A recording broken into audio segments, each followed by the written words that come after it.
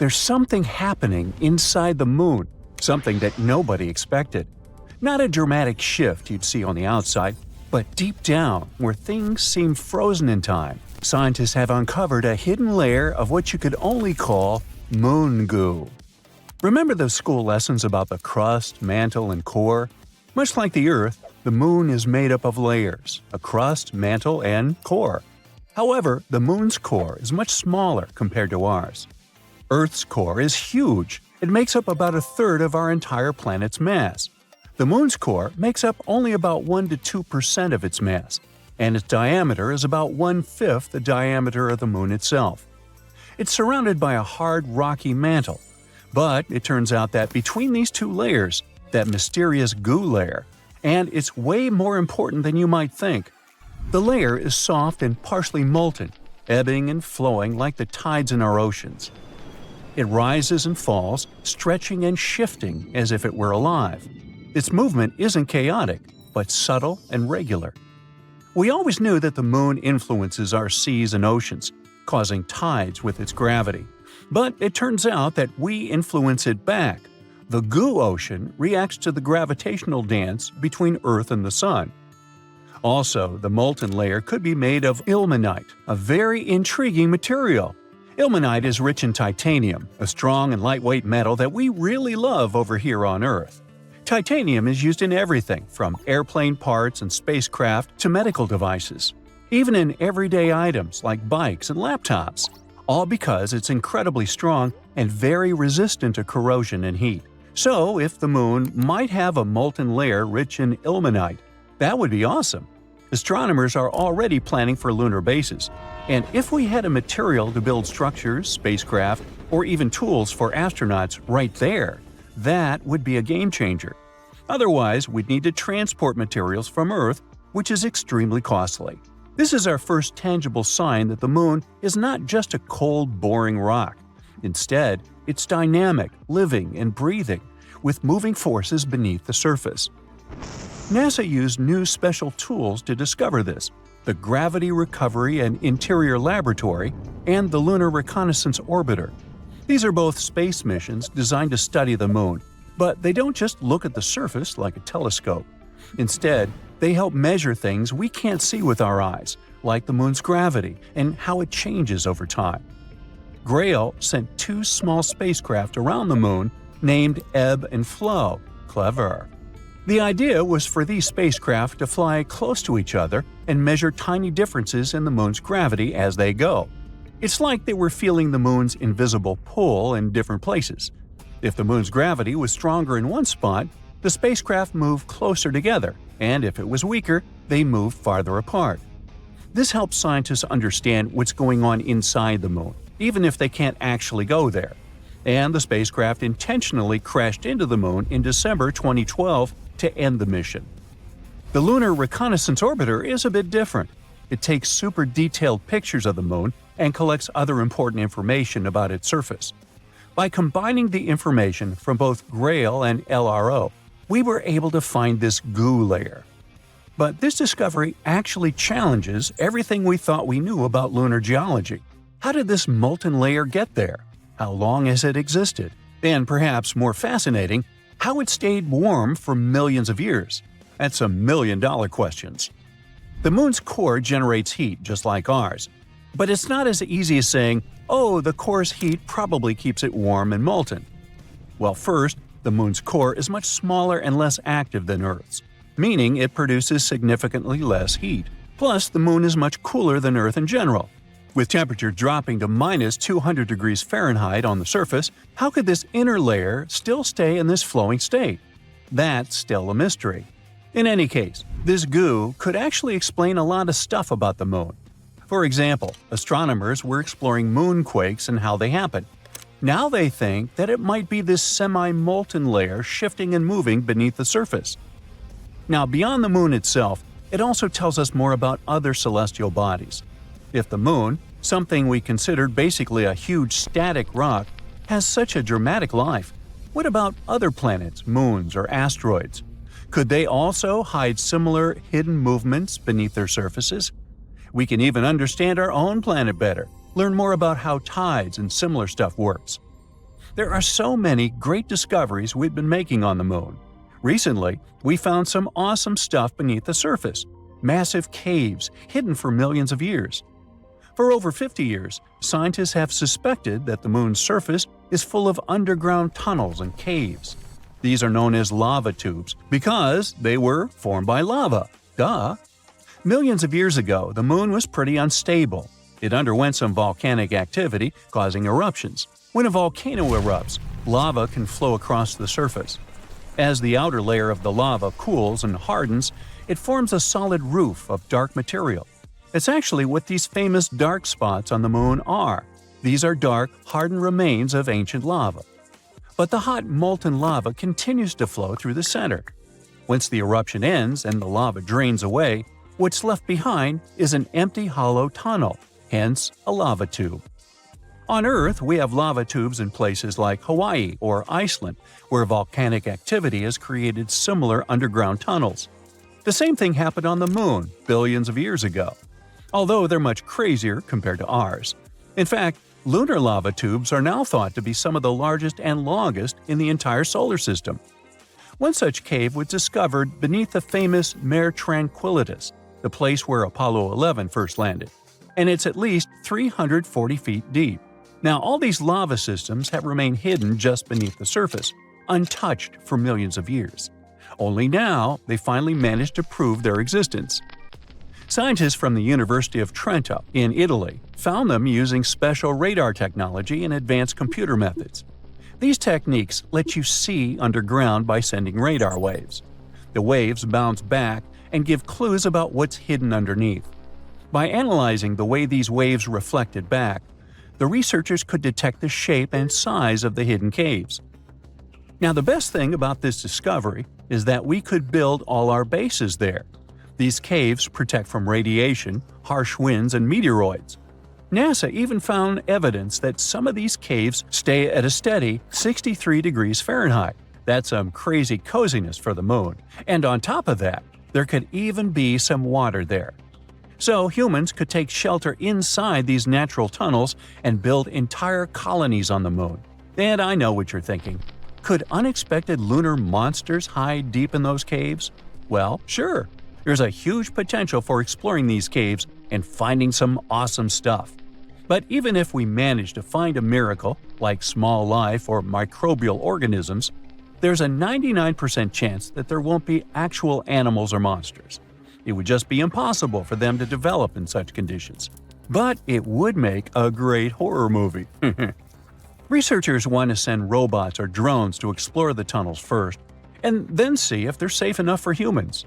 And it's not just the US getting in on the action. China is also investigating the possibility of using these moon caves as a future base, showing that the race to explore and settle the Moon is heating up. Our moon exploration project started out in 1969. Sure, there have been some problems along the way, but astronomers are certain we'll get back up there pretty soon and with better knowledge and technology. However, there's an 800-year-old trick that might become way more useful than fancy GPS tech and powerful rockets. It's called the Fibonacci sphere. Some scientists at a Hungarian university stumbled upon this idea while studying the Moon. They believe it might be useful to better understand how the Moon spins and how it's a bit squished while it goes around Earth. You might believe that our planet and its satellite are these perfect little spheres floating in space. Well, that's not true. They are in fact like slightly deflated soccer balls because of all the gravity, rotating movements, and tides. The GPS technology we use here on Earth is already adapted to these less than perfect ball proportions. Remember, our planet is a bit flattened at its poles. If we're going to make a map system for the Moon, we need to do the same for its shape, called a solenoid, or what scientists call the Moon's version of our Earth's shape. Since the Moon is less compressed than our planet, scientists have been taking a shortcut until now. They've been looking at our satellite as a simple ball shape. However, with all these new projects coming up in the following decades and even some exciting trips we might end up having on the Moon, we need to be more precise. Scientists now believe we should get the real data and start drawing an accurate picture of the Moon. Here's where the Fibonacci sphere comes in handy. It's a clever solution that's been used by mathematicians to spread points out evenly on a ball. Scientists recently used it to map around 100,000 spots on the moon using data previously collected by NASA. And what they found was crucial for our understanding of the moon's shape. For instance, we now know that our satellite's poles are about 0.3 miles closer to the center compared to the moon's equator. Sure, it might seem like a tiny detail, but if we adjust our GPS software accordingly before we land on the moon again, it might save us from getting lost up there. This level of math hasn't been done since the 60s for the moon, but we already know it works wonders here, at home, so it only makes scientists better prepared for future missions. This isn't the first time people have used Fibonacci's findings to come up with clever solutions. We've also seen it put to work in finance, agriculture, and in computer science. Let's see where it all came from. Legend has it that the Italian mathematician Fibonacci wasn't really that interested in mathematical sequences at first, but rather in rabbits? So, he came up with this interesting puzzle. What happens if you place a pair of rabbits in a certain space for a year? He also set some theoretical rules. For starters, all those bunnies come in boy-girl pairs, and they can start reproducing after just a month. Each month, each bunny pair adds one more pair of bunny offspring. The last rule was that all bunnies would be invincible for the year. Doing the math, he got this series of numbers. 1, 1, 2, 3, 5, 8, and so on. If you look at this series again, you'll notice that every number is the sum of the two before it. The first two, that's your starting bunny pair. Next, you'll see the number 2, which is the first pair and their first offspring pair. Word caught on about this interesting sequence, and math lovers began studying it more closely. They started seeing this pattern very often in nature, like in how leaves grow on a plant or how seeds arrange on sunflowers. There's even a little experiment you can do to check it out. Start by grabbing some paper and a pen. Try drawing the Fibonacci spiral. Start with a tiny circle, then go bigger and bigger using those Fibonacci numbers. The first circle should just be a tiny dot on the paper, or the equivalent of 0. Next circle, 1 unit. Another circle, still 1 unit. Keep it going and you'll see that the circles form this spiral pattern. Even as it continues to grow, it keeps its shape. You might have also stumbled upon the Fibonacci spiral as a symbol of hypnosis. In all fairness, there's little evidence you can confuse someone by making them stare into a spiral for a while. But its effects on our focus and our optic nerves can't be ignored.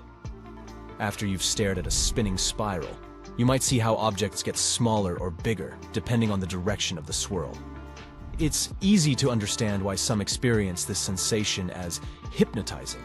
This interesting series of numbers appears in our day-to-day lives, even if we don't notice it. It can also be used in more practical instances, like converting miles to kilometers. Let's look at the series 1, 2, 3, 5, 8, 13. Pick any two numbers side by side. Say 13 and 21. Do the calculations and you'll notice that 13 miles is about 21 kilometers. Same with 34 and 55. Music and math might not seem like they're connected, but if you had asked the great Mozart, he probably wouldn't have agreed. It seems he was very passionate about numbers from early on in his career. He loved finding cool number patterns in music, like some sort of hidden messages. His own sister even remembered him doodling math all the time, even on the sides of his music sheets.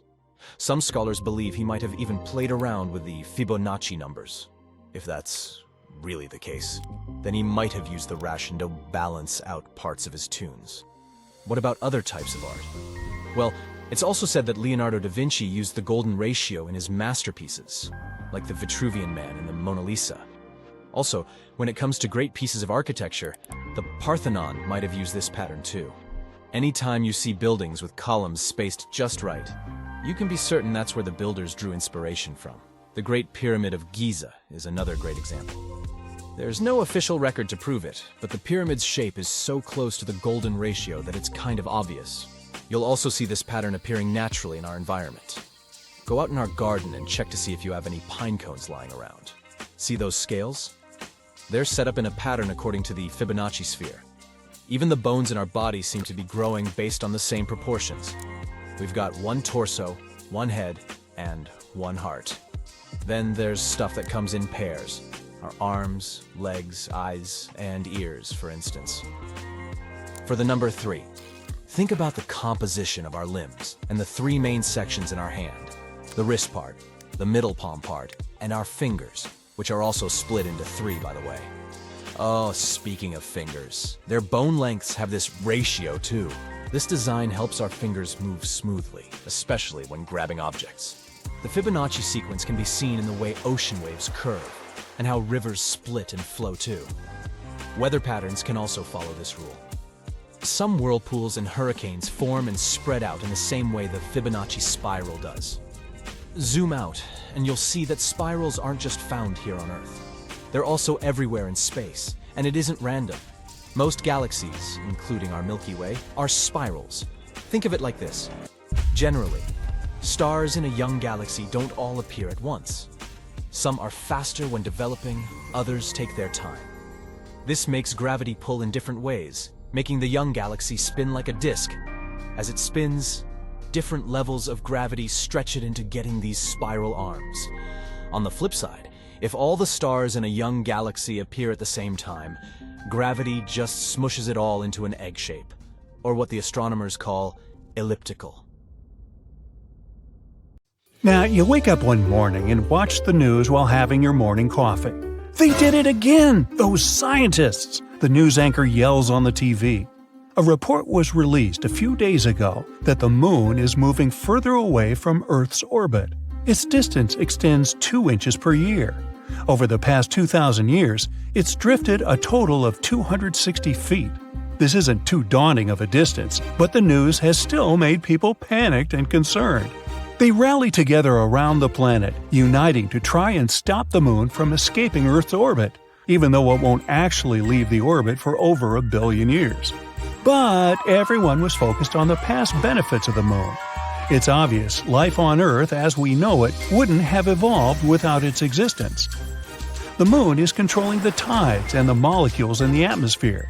Without it, humans, in particular, wouldn't have evolved. So, with an appreciation of the moon, the top brass ordered the best scientists to come up with a solution to push the moon closer towards the Earth. A giant thruster engine was built on the dark side of the moon. It was ignited, and the thrusts tried to push forward, but the startup power wasn't strong enough to push the moon. Instead, it tilted the moon's axis, rotating it slowly. As the moon rotated, the scientists hurried to turn it off before the engine reached its full power, as it was headed off course. The brass didn't accept this and ordered them to continue with the objective. The scientists insisted the math wasn't correct and didn't know exactly what may occur. Their concerns were ignored, and they watched as the engine's power increased. The engine slowly pushed the moon, the distance reducing. But as it was provided at the wrong moment, the angle it was aimed at would provide complications.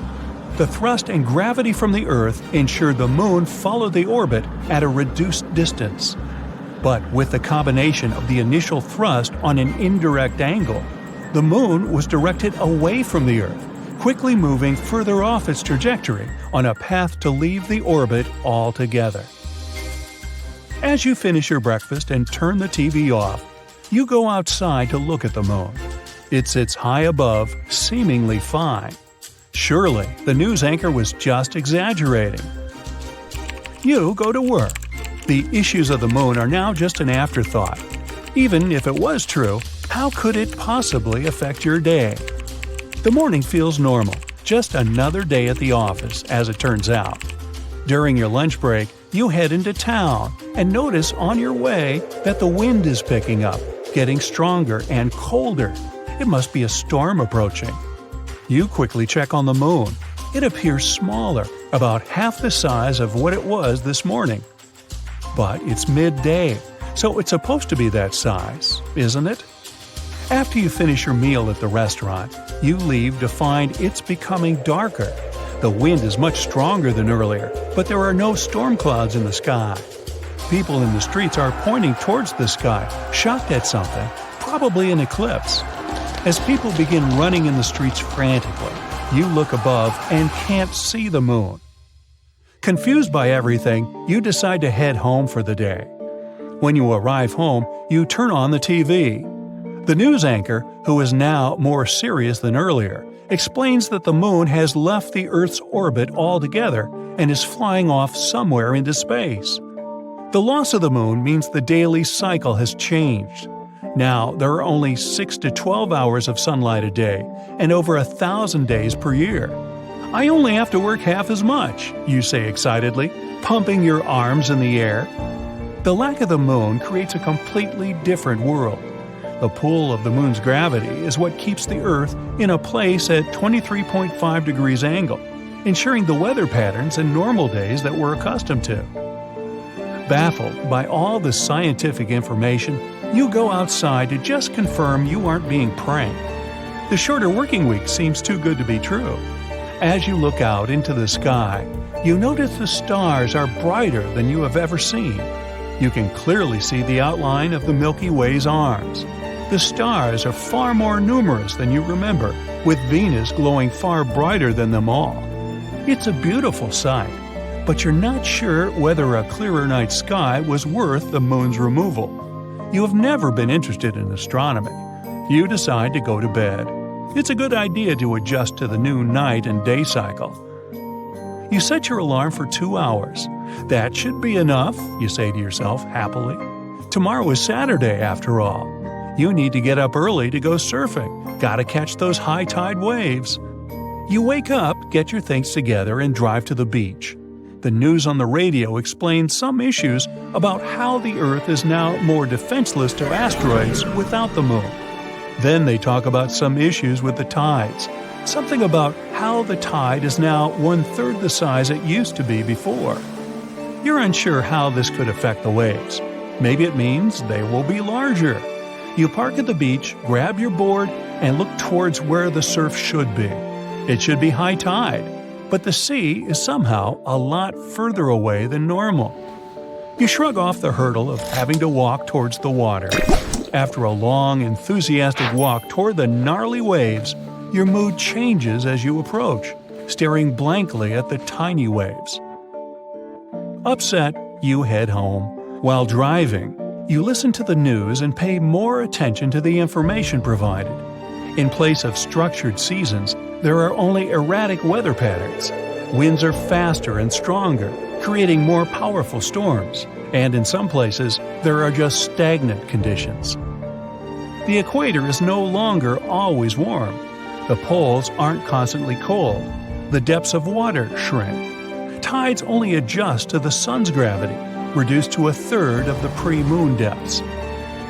Throughout the world, the seas change in altitude, shrinking at the poles, and the bulge of water around the equator shifts. The moon regulated the tides and provided the periodic changes that were a key element to assisting with life on Earth. Aquatic life forms are displaced within shallows worldwide. Life cycles of important microbial life have been upset. You couldn't imagine that something as simple as a change in the tides could be so important to billions of life forms. Water and precipitation, which is distributed across the globe, cannot provide sustenance where they did before. The weather has become more extreme, hotter for longer periods and colder for other parts of the Earth. Over time, some thousands of years in the future, dry deserts will transition into ice ages. These intense changes disrupt the natural order of all things for life on Earth. Not only did the moon control the tides and weather, but it used to pull molecules within the atmosphere as it moved. The now constant movement disrupts molecules, creating barriers for future evolution. You arrive home, upset after learning the disheartening news. Not only will you never be able to surf again, but all life on Earth will change. An age of devolution has begun. Over the next year, flora and fauna change to adjust to this new world. Migratory animals that would travel toward greener pastures find nothing at all. Birds are completely confused, with no end to the change in seasons. Hibernating animals delve in and out of their shelters at the incorrect times, and vegetation struggles to grow at the lack of sunlight.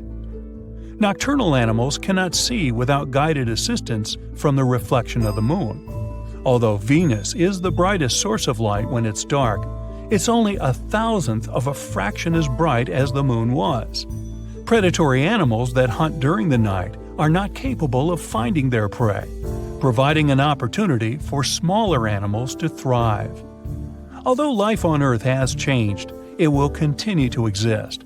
But the sudden adjustments will become a test for all walks of life.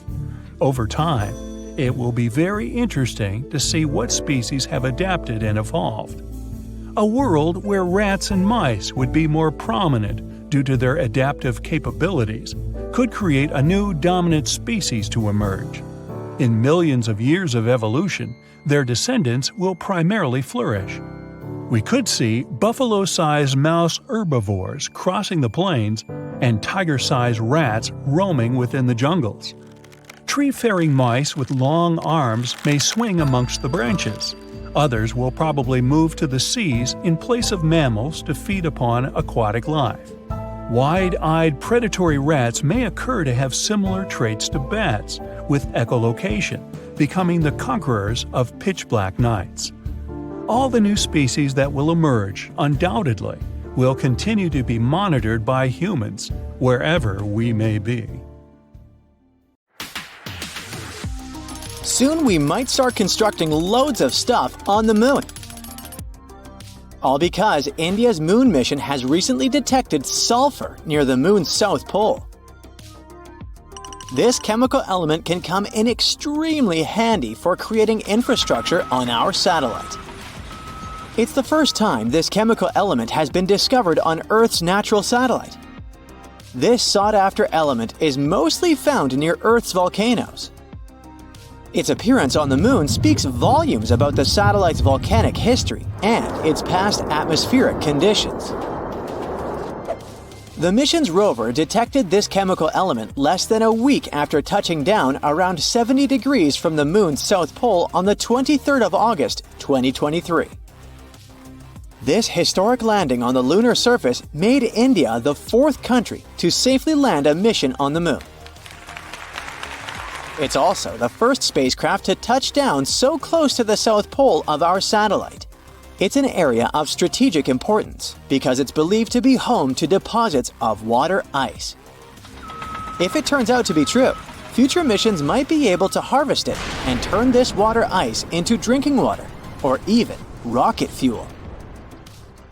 For 2 weeks, the lander carried out the data collection, mainly focused on the analysis of the moon's soil and its extremely thin atmosphere.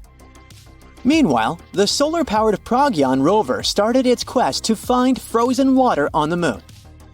As for the lander, it demonstrated another amazing feat on the 3rd of September. The spacecraft fired up its engines and lifted itself for about 16 inches into the air. Then it made a tiny hop to land 12 to 16 inches away from its original position. It's kinda a big deal.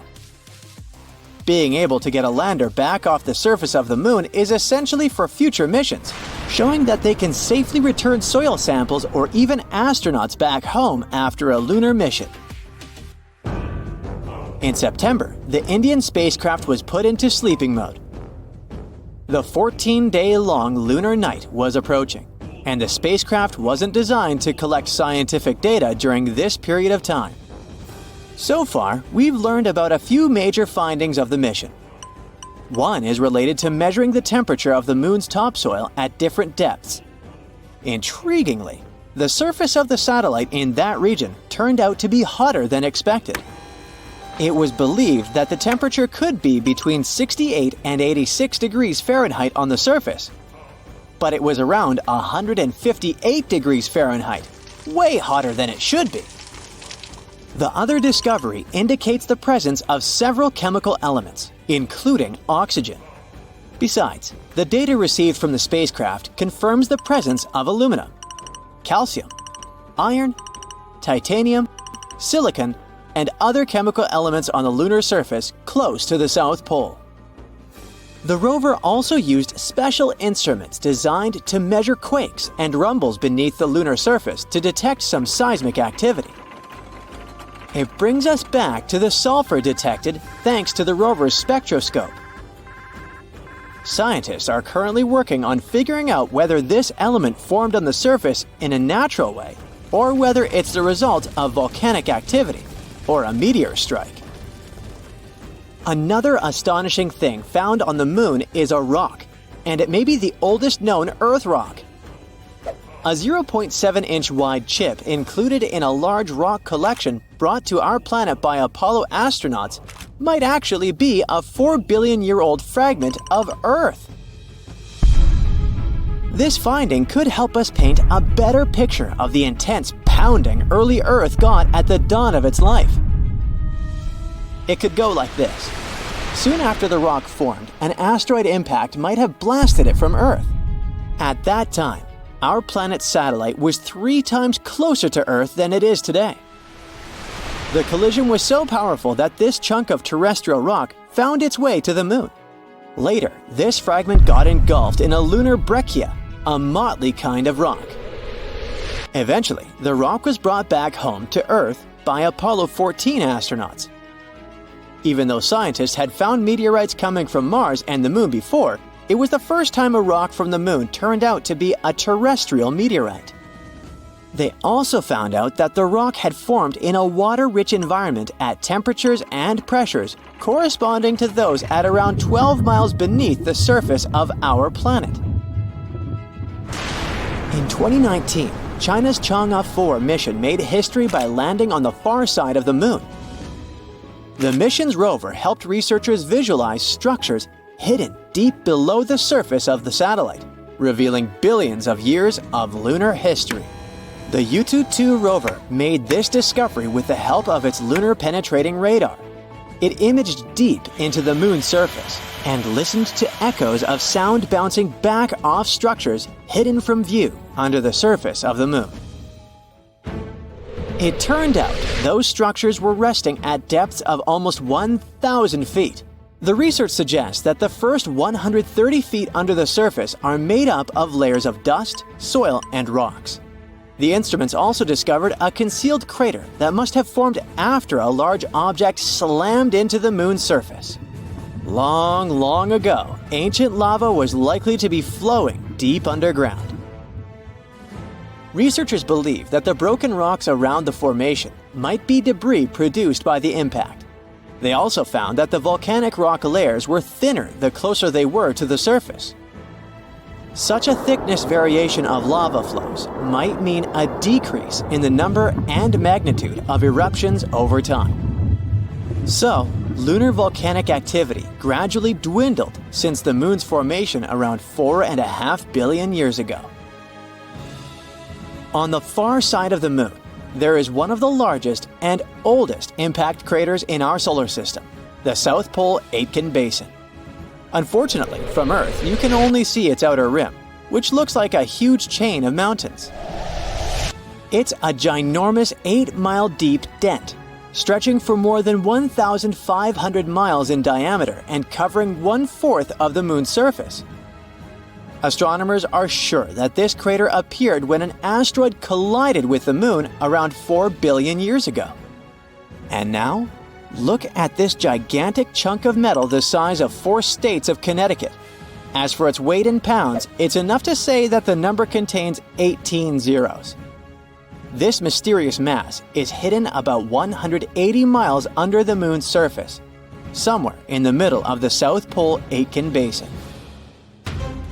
It was discovered when GRAIL, which stands for NASA's Gravity Recovery and Interior Laboratory mission, gathered data about our natural satellite. When examining this information, scientists noticed that in one place on the Moon's surface, there was a weird change in gravity. After researching this phenomenon, they concluded that something mysterious was weighing down the basin floor there. So far, researchers haven't figured out the origin of the bizarre lump, but there are several theories. One of them claims that the finding is a chunk of dense oxide, which appeared when the Moon was just taking its shape, At that time, the satellite was still covered with ancient oceans of magma, and the lump could be formed at the final stages of its cooling. However, most scientists support another theory, according to which the puzzling mass is part of the giant asteroid that once created the South Pole Aitken Basin. Since the thing is metallic, it's probably the iron-nickel core of the asteroid. There might be a labyrinth of lava tubes on the moon. Not so long ago, astronomers received the results of underground topography and discovered a massive cave under the surface of Earth's satellite. It could be the result of the lunar volcanic activity that happened more than 3 billion years ago. Streams of lava hardened, creating a thick, hard crust on the outside. But inside, it kept flowing, melting the rock and creating tunnels and caves. Numerous small pits in the moon's surface discovered by NASA seem to be the openings to such lava tubes. If this theory is confirmed, the underground tunnels might serve not only as a convenient location for human-crewed space missions, but also as much-needed water sources for astronauts. Okay, I officially give up on the hope that the moon is made of cheese after all. Wow, not even Gouda. The shiny lunar ball, or a curved banana, or half of a coin, depending on what phase it's in, has different layers inside, just like Earth. One of these layers is called the inner core. About 20 years ago, scientists were observing how the moon rotates. Using that data, they concluded that it had a fluid outer core. But the inner core was hard to study, so they didn't know if it was solid like a rock or molten like a hot liquid. But things are clearer now. Astronomers have collected data from different missions, including the Apollo missions, where astronauts went to the moon and gathered information themselves. Plus, they've used a special technique called seismic data. This method is all about studying how sound waves move through things. Take earthquakes on our planet as an example. When an earthquake happens, it creates waves that travel through the ground. Scientists can detect and analyze these waves to learn more about Earth's interior. The same idea can apply to other objects in our solar system, or planets, or, in this case, the moon. When quakes or moonquakes happen, they generate sound waves, and by carefully listening to and studying these waves, scientists can create a detailed map of what's inside the object. They can figure out things like different layers, what they're made of, and how they're arranged. To check the moon's deep interior, scientists also use something called laser ranging. This method measures the distance between the surface of the Earth and the moon very precisely. And ta-da! Our natural satellite's inner core is a dense, solid ball made of iron, just like Earth's. It's about 310 miles wide, which is nearly 15% the size of the entire moon. Researchers also have stumbled upon evidence that supports the theory that the layer between the moon's surface and its core, called the mantle, has been moving around as the moon evolved over time. This movement is something we call lunar mantle overturn, and it could explain why we find elements rich in iron on the lunar surface. Mantle material ends up being carried upward, and the volcanic rock remains in the moon's crust. Some of the materials in this rock were too dense, like me, so they just sank back through the lighter crust material all the way to the core mantle boundary. It's like a cycle where the moon's mantle material goes up during volcanic activity, carries iron-rich elements to the surface, and then sinks back down. There's another mystery scientists have been trying to solve. What caused the moon's magnetic field to weaken and nearly disappear over time? It seems that now that we know about the iron core and the global mantle overturn, we might get some more answers about the moon's magnetic field. Knowing what the inner core is like can help us better understand the moon's history as well as the history of our entire solar system. Now, one of the theories that's widely accepted about the origin of the moon says there was a massive collision between Earth in its early stages and another mysterious object in our solar system. It's called the Large Impact Theory, and this collision was so strong it ripped off a big chunk of the primitive molten Earth. I mean, not so big compared to what's left. If you put a US nickel next to a green pea, you get a good idea of how big our planet is compared to the moon. Now, this chunk was set into orbit around our planet, and this might have happened about 95 million years after our solar system formed. The object that collided with Earth could have been about 10% the mass of our home planet and roughly the size of Mars. Well, it makes sense, Earth and the Moon do have similar compositions after all. Of course, there are other ideas about how the Moon formed. One says that the gravitational force of our planet captured it. This means that the Moon was just an object innocently passing by when suddenly it got attracted and pulled into Earth's orbit. There's even a hypothesis that Earth stole the Moon from Venus. Ooh. In that case, the Moon shouldn't complain. I guess the view is way better here. So yeah, the Moon and Earth are similar when it comes to rocks and some minerals. But the Moon doesn't have the same atmosphere as our planet. Its atmosphere is thin and consists of some weird gases that include potassium and sodium, which is not something you can find in the atmosphere of Mars, Venus, or Earth. And the rocks on the Moon don't contain water. But that doesn't mean there's no water at all up there. A long time ago, in the 17th century, astronomers saw large dark spots on the Moon's surface. One of these astronomers thought these spots looked like oceans, and he called them maria, which means seas in Latin. Other astronomers also made maps of the Moon, and they used the term maria to describe these dark spots. For example, Mare Tranquillitatis translates to Sea of Tranquility, where Apollo 11 made its touchdown. But it seems those dark spots are not actually oceans. They are plains made of hardened lava that erupted long ago. These volcanic eruptions left behind smooth flat areas called basalt plains. In the late 1800s, one sky watcher studied the Moon and found it didn't have an atmosphere.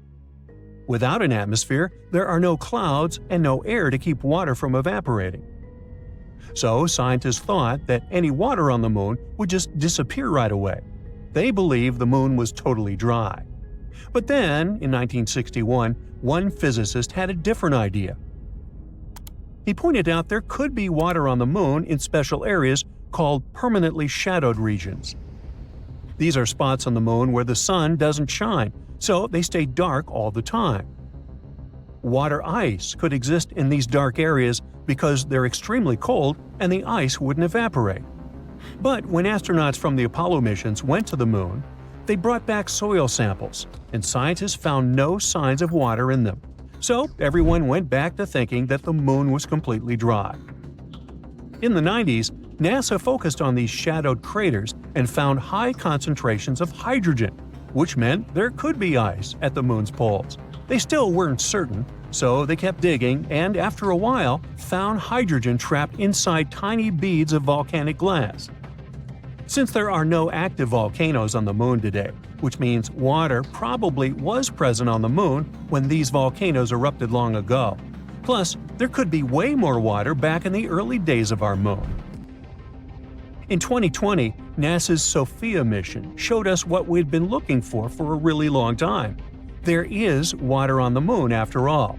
It turns out the water is hidden within the grains of lunar dust or sticking to the surface in the sunlit areas of the Moon. So there are no oceans like we have on Earth, but at least there's something. The question remains, how did water even get there? It seems the Moon had a chaotic history back at the time when it was forming, as probably most of the planets and moons in our solar system. So there is some evidence that water came there from comets hitting its surface back in the old days, or maybe even keeps on coming from those that are slamming into the Moon right now.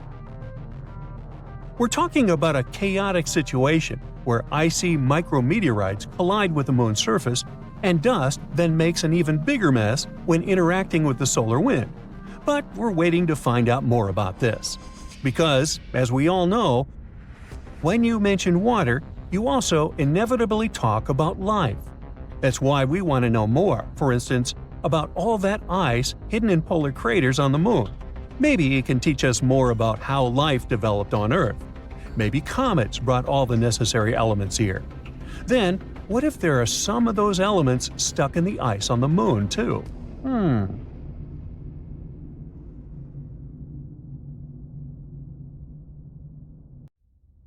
The Moon has long been believed to have formed as a result of a humongous impact with the Earth.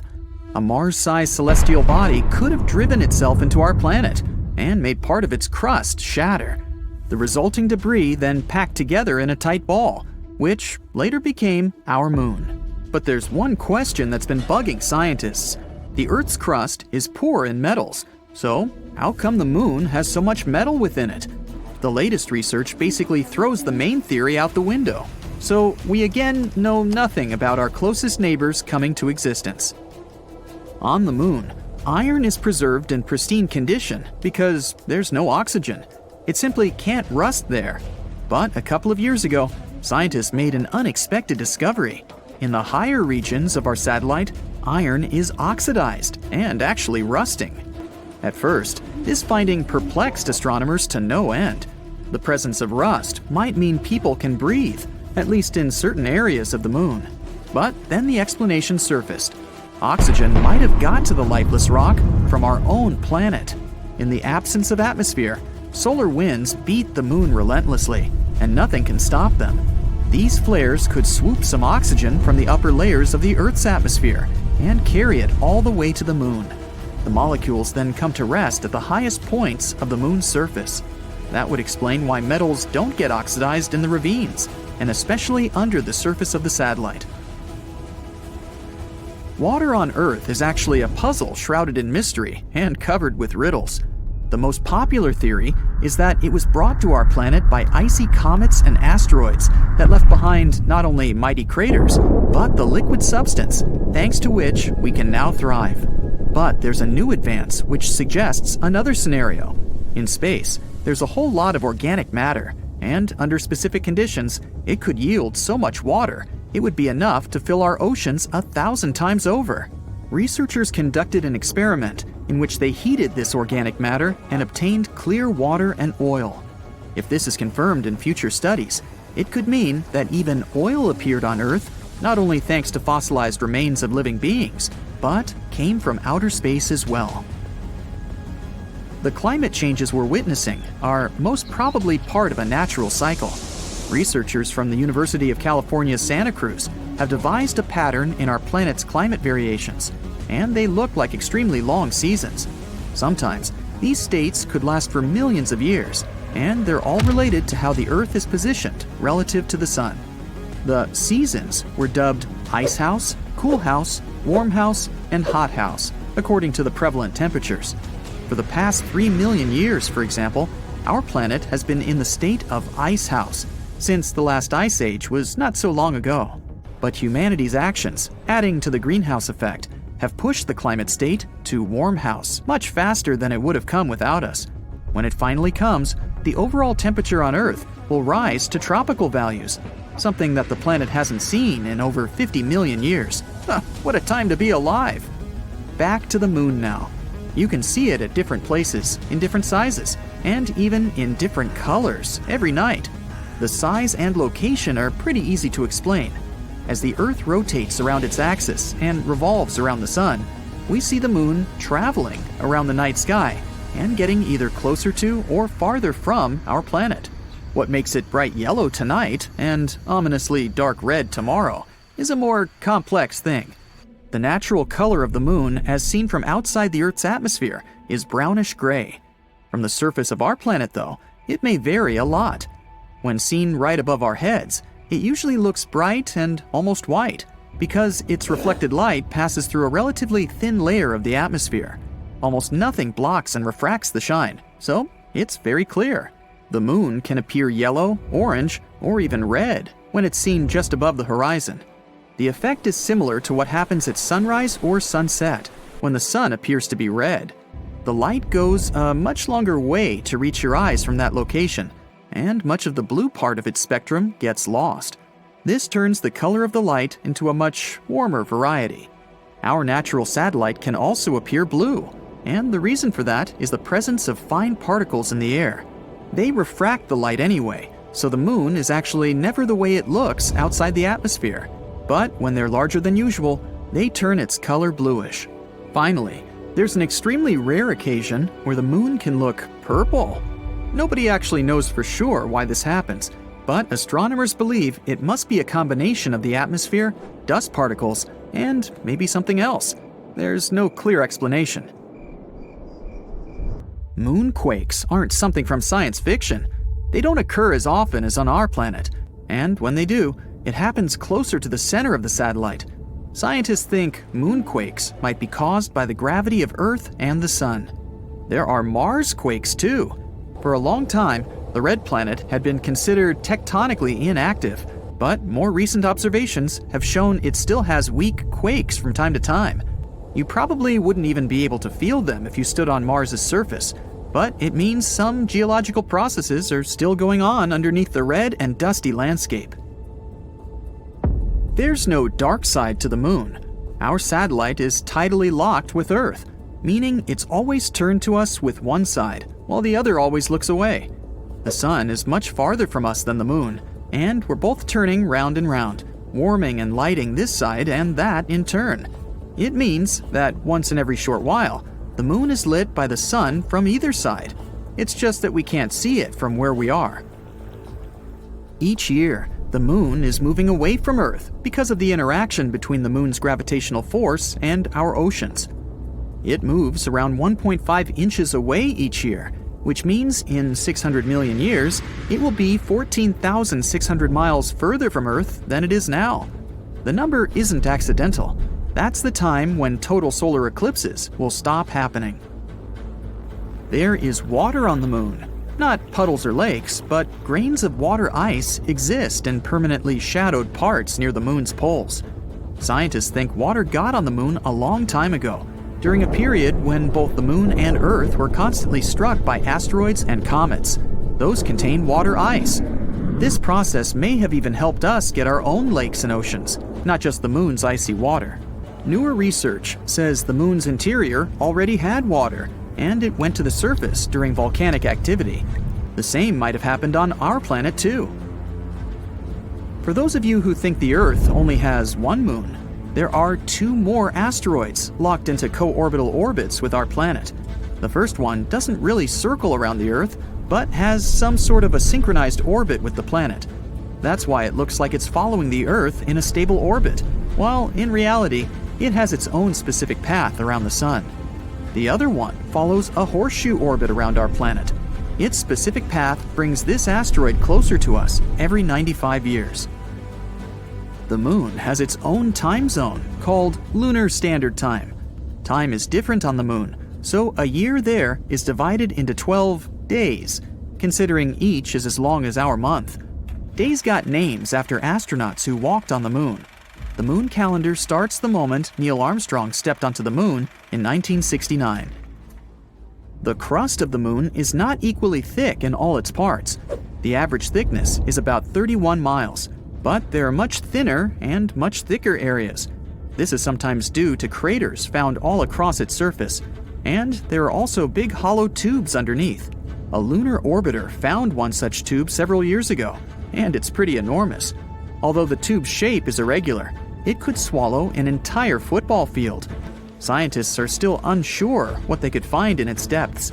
It could be a tunnel system, or some geological wonder in there. The most popular explanation of this thing is that it's a lava tube, the likes of which can be found on Earth too. When a lava flow cools, it gets a hard crust, which later thickens and creates a roof over that same lava. It continues to flow, but when it stops, the channel can drain, which results in an empty tube.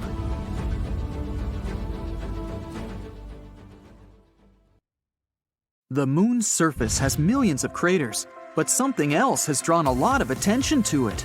A giant rare hole that turned out to be a tube.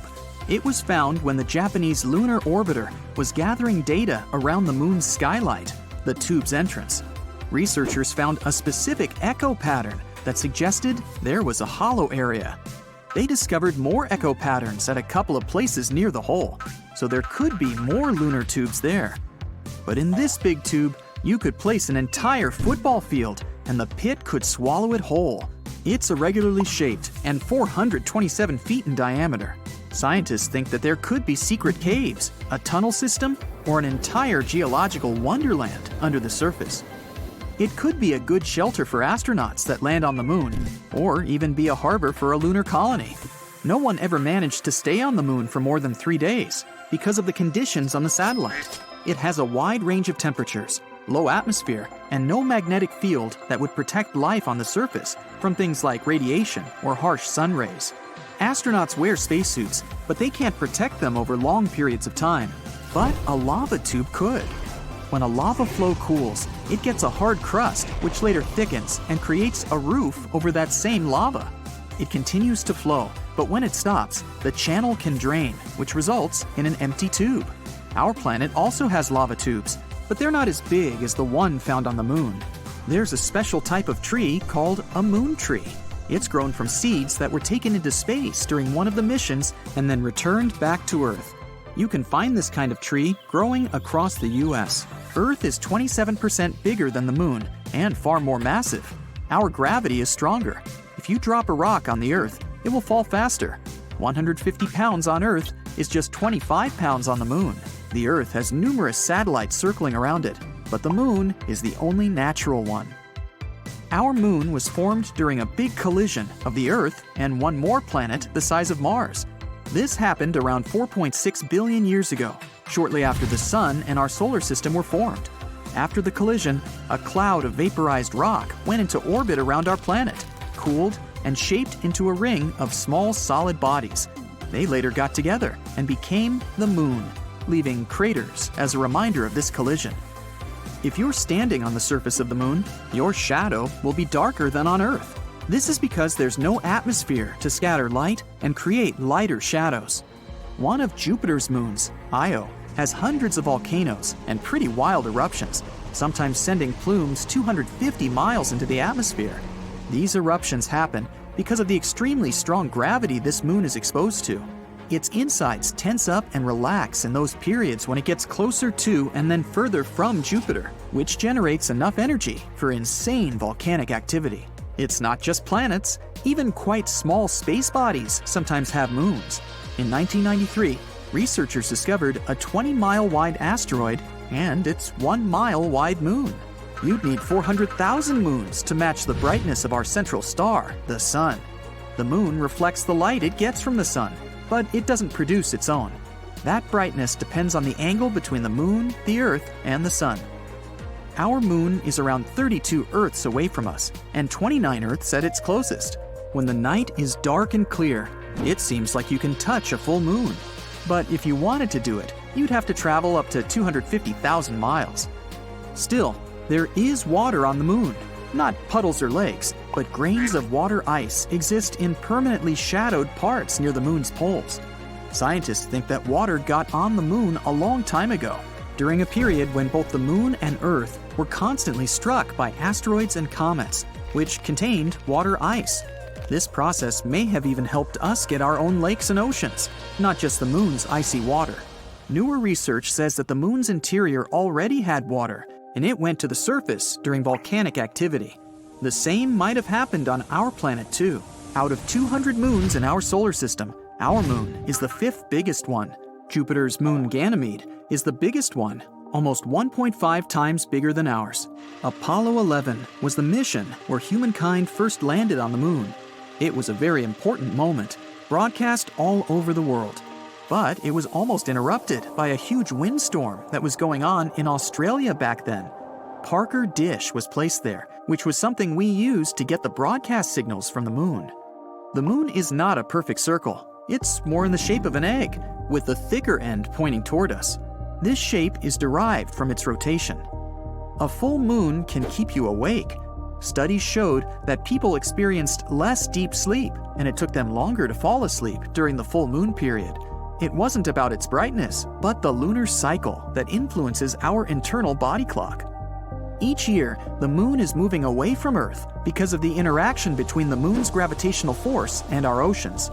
In 1 year, it moves around 1.5 inches away, which means that in around 600 million years, it will be 14,600 miles further from Earth than it is now. This number isn't accidental. That's the time when total solar eclipses will stop happening. Humankind hasn't set foot on the moon in a few decades, but footprints there are still fresh because there are no winds up there, so these tracks can stay there for millions of years. The moon has its own time zone called Lunar Standard Time. Time is different on the moon, so a year there is divided into 12 days, considering each is as long as our month. Days got named after astronauts who walked on the moon. The moon calendar starts the moment Neil Armstrong stepped onto the moon in 1969. There are possible energy sources for living beings on one of Saturn's moons. It has an ocean under the surface, and it may feature some chemical reactions similar to those that help certain forms of life on our planet survive. The moon used to have active volcanoes, probably during the time of the dinosaurs. Molten lava hardened on its surface billions of years ago, which helped create unique lunar craters, but the volcanoes have been dormant for a long time now. The moon has earthquakes, or rather, moonquakes. Just like our planet, the moon also has a crust that goes through changes and shifts. Shaking occurs when its crust warms and expands, or it can even be caused by meteorite impacts. Moonquakes are not as strong as earthquakes, but can last way longer since the moon doesn't have enough water to prevent seismic vibrations.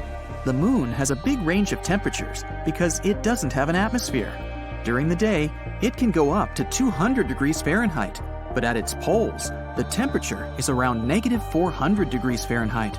In 2019, astronauts discovered a strange space phenomenon.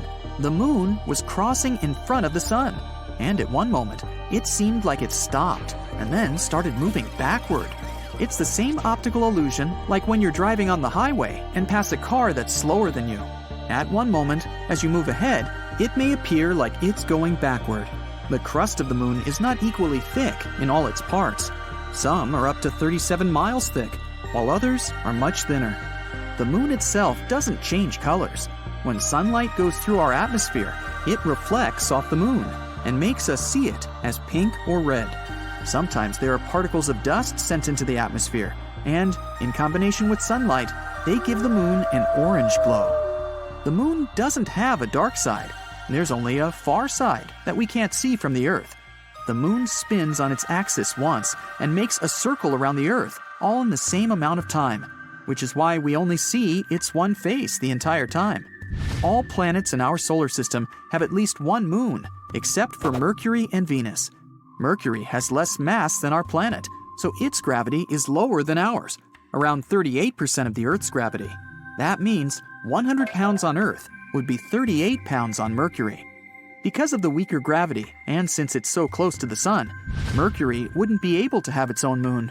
It would probably crash into Mercury, or even go into orbit around the Sun, and someday even get pulled into it. Venus most likely doesn't have its moon because it's also too close to the Sun.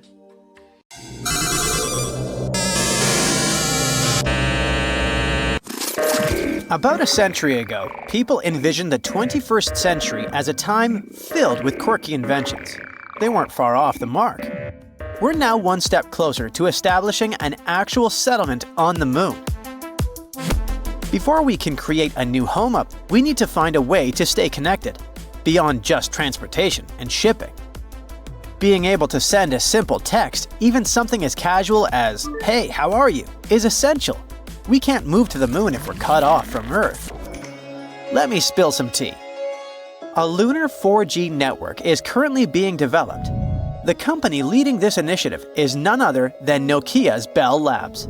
The company, bought by the world-famous Finnish company that started out as a paper mill in the 19th century and later ventured into the cell phone industry, creating iconic devices long before Apple launched its first phone.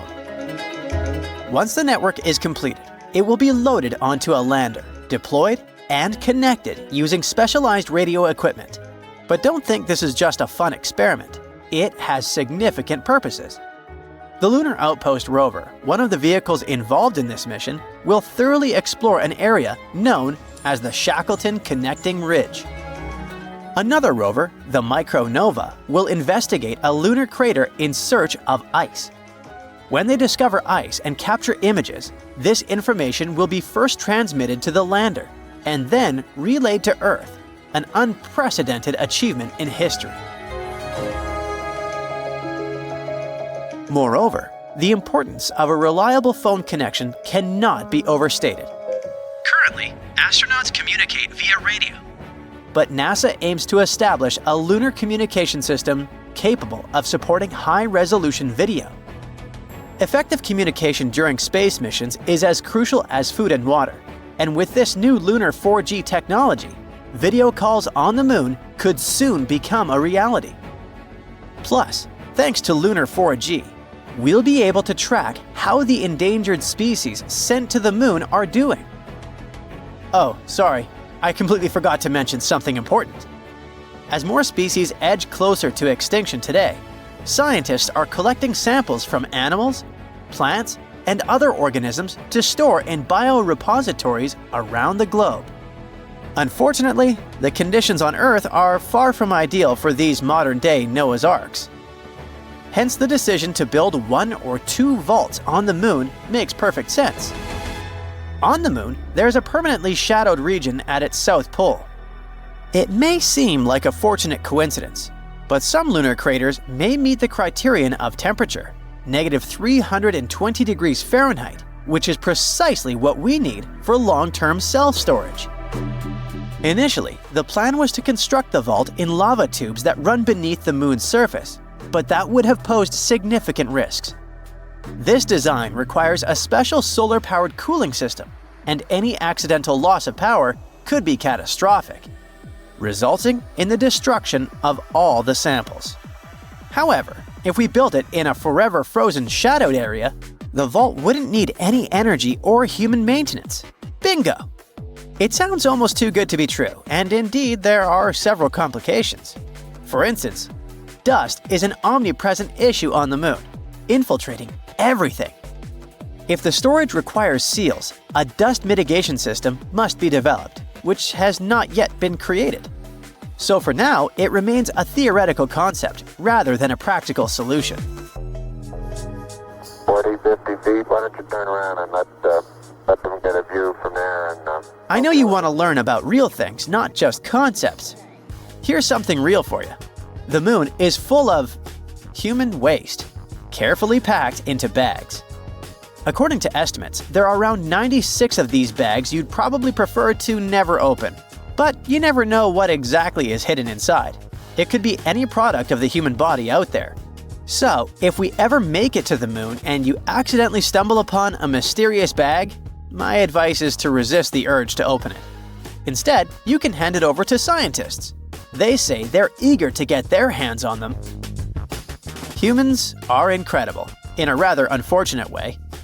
We haven't even established a proper settlement on the moon yet, but there's already around 200 tons of junk scattered about. It piles up there as if it were a teenager's room rather than a celestial body. Alongside those rather unappealing human waste bags, you'll also find cameras, drills, towels, brushes, rakes, a multitude of other technical items, and surprisingly, a falcon's feather. I'll explain that in a moment. At the end of Apollo 15's final moonwalk, David Scott pulled out a falcon's feather and a hammer to demonstrate Galileo's theory that in the absence of air resistance, different objects fall at the same rate. Amidst all that junk, there's an actual piece of art, so we could say that the moon, if it doesn't have the very first art museum, at least boasts a small exhibition. The crew of Apollo 15 took a 3.5-inch tall aluminum figure to the moon. Created by a Belgian artist, it's called the Fallen Astronaut, and it was laid on its side with a plaque listing the names of astronauts and cosmonauts who contributed to exploration. But the list of odd objects on the moon doesn't end there. If you ever find yourself in need of cash, you can find it on the moon, since a stack of $2 bills was simply forgotten there. Yep, a lot of material has been collected since 1969, when humans first stepped on the moon. It's one small step for man, one giant leap for mankind. Our natural satellite was first seen in a telescope in 1609. But what about its true age? To understand that, we need to start with how the moon first formed. Back in the mid-80s, a conference in Hawaii brought together a bunch of scientists to figure out where the moon came from. They came up with a pretty cool idea. The moon probably formed with the stuff that our planet Earth donated. Picture this. A Mars-sized object crashed into the early Earth, flinging molten materials into space, which eventually came together to become the moon we see today. This theory clears up a lot of mysteries. For instance, it used to baffle folks why the moon has such a small iron core. The answer is simple. It formed from Earth's outer layer, which isn't rich in iron. And that pale crust of the moon? It's just minerals that floated to the top when the molten moon cooled down. At first, the moon was super close to Earth, but it's been slowly drifting away at about 2 inches a year, even while you're watching this video. Figuring out when this all went down, though, is a bit tricky. The Apollo astronauts brought back a bunch of moon rocks, which helped scientists estimate their ages. The oldest ones are around 4.35 billion years old, which is about 200 million years after the solar system kicked off. So, here's the thing. There's no exact date for when the moon formed, but there are several interesting theories. One idea is that the age of these rocks could mean the moon is around 4.35 billion years old. But some scientists who look at how planets form think that most of the material in the early solar system came together way before that 200 million year mark. They argue that a big impact that created the moon happening that late seems pretty unlikely, which means the moon could actually be older than 3.5 billion years. Another interesting thought is that the moon might have gone through some serious heating events as it moved away from Earth. This is similar to what happens on Io, one of Jupiter's supervolcanic moons. The gravitational pull from a bigger body can stretch and compress a smaller one, generating heat, like when you squeeze a rubber ball. The rocks on both Io and the moon warm up this way. Rocks have radioactive elements that act like internal clocks, helping scientists figure out their ages. The catch is, if the moon heats up too much, it resets those clocks and only starts keeping time again once it cools down. So those rocks that are about 4.35 billion years old might not actually mark the moon's birthday. They could just indicate a time of tidal heating. This suggests, once again, that the moon had to have formed even earlier than that. It's so close to us, at least in terms of space, but there's still so much we don't know about the moon yet. For example, Chinese researchers have collected soil samples from the moon and found out there might be billions of tiny glass spheres on the lunar surface. What's really cool is that they might hold enormous amounts of water. These tiny spheres form when meteorites hit the moon at crazy speeds, sometimes at hundreds of thousands of miles per hour. When that happens, a strong explosion sends bits of the moon's crust flying into the air like popcorn. As these chunks of crust cool down, they create little glass beads that look like tiny glittering spheres. These beads are so small that they're like crumbs sprinkled over the moon's surface. Scientists call them impact glass. And it turns out the soil on the moon is holding a secret ingredient that can make water: oxygen. So, these tiny glass balls are like little capsules with oxygen inside. There's a special type of wind called solar wind, and it's made of protons and electrons. When protons hit the capsules, they mix with the oxygen inside and finally make water. But the most amazing part is that some of these glass balls with water inside get hidden under a layer of the moon's dust called regolith. So if we go on a mission to the moon, we'll have hidden reservoirs of water underground. It's as if someone has prepared some canned food for us to survive. Because you can't drink that water directly from these glass beads, you're supposed to collect them and then boil them in an oven to extract the water. When they cool, they release vapor, so you'll have regular liquid water in a bottle. That way, astronauts on their missions will be able to stay longer up there, considering these secret stashes. And the coolest thing is that these glass beads are very common on the moon. They're spread from the poles to the equator, which means there might be enough water even for generations that might come to live there one day. There are other spots where we can find water in space too. For example, scientists found an extremely big cloud of water vapor that's 12 billion light years away from us. Not within reach, of course, but it's still good to know. And we're talking about something bigger than we can imagine. It's thought the cloud contains at least 140 trillion times the amount of water in all the oceans and seas on our home planet. Imagine swimming or scuba diving there. It's like taking a dip in a giant water balloon that's traveling through space. I mean, you wouldn't have a way out considering the amount of water in there, but hey, at least the view would be magnificent. Water is actually everywhere across our solar system. It's mostly in the shape of atmospheric gas or ice, and sometimes even in its liquid form. And there are probably many water worlds in our galaxy too. Scientists from the University of Copenhagen have discovered exciting new evidence about how planets form in our solar system and beyond. Their computer models have confirmed the interesting theory of pebble accretion, which means that planets form from tiny pieces of ice and dust. This theory is based on the observation of disks around young stars that are made up of pebbles that come in several hundred Earth masses. As these pebbles collide and clump together, they form protoplanets and, eventually, planets. What's even more exciting is water could be an important ingredient in this planet's making. It also means that the water may not have come to Earth by chance, for instance, via icy comets hitting our home planet. Instead, maybe it was there from the very beginning. Perhaps planets in our neighborhood, like Mars and Venus, formed with water as well. Scientists also say we shouldn't assume we're a special case just because we have water. There could be many planets all over our Milky Way galaxy as big as Earth that have water too.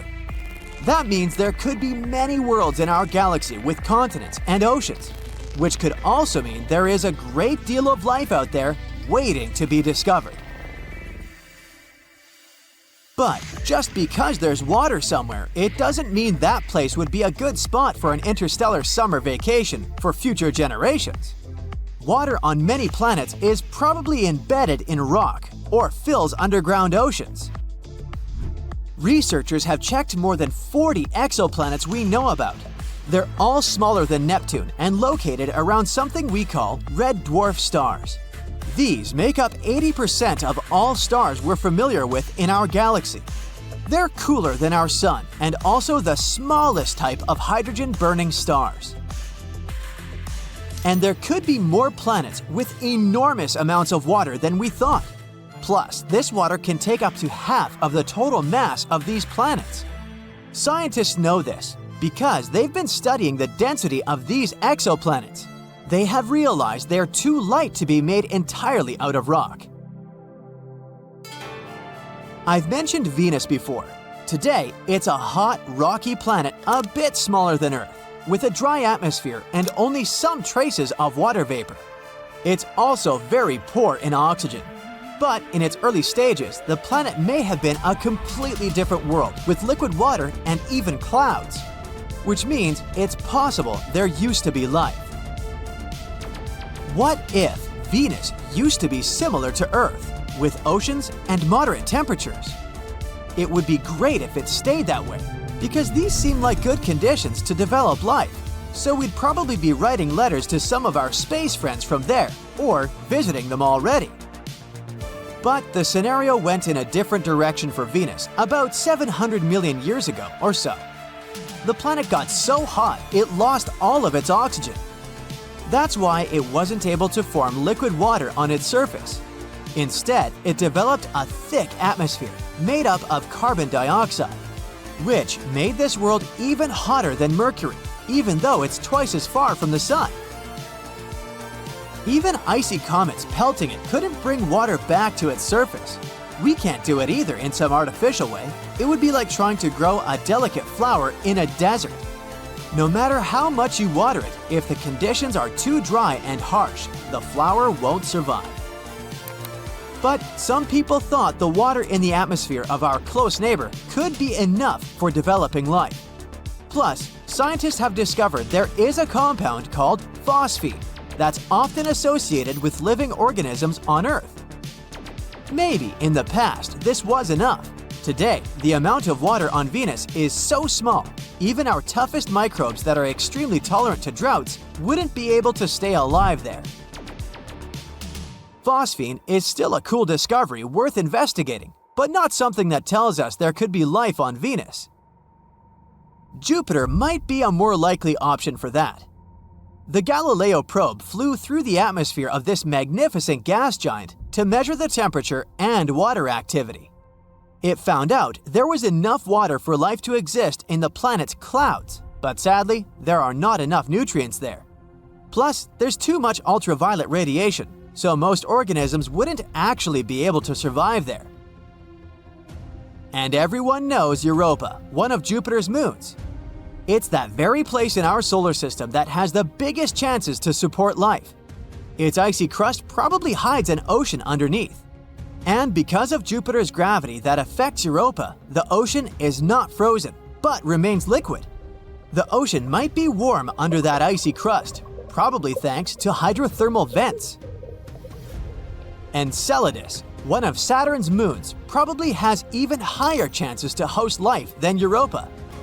And it's one of the best candidates to have a beautiful, warm, and salty ocean beneath the surface. It has the coolest ice geysers that catapult into space about 1,000 tons of water every hour, together with salt, organic molecules, and some other materials.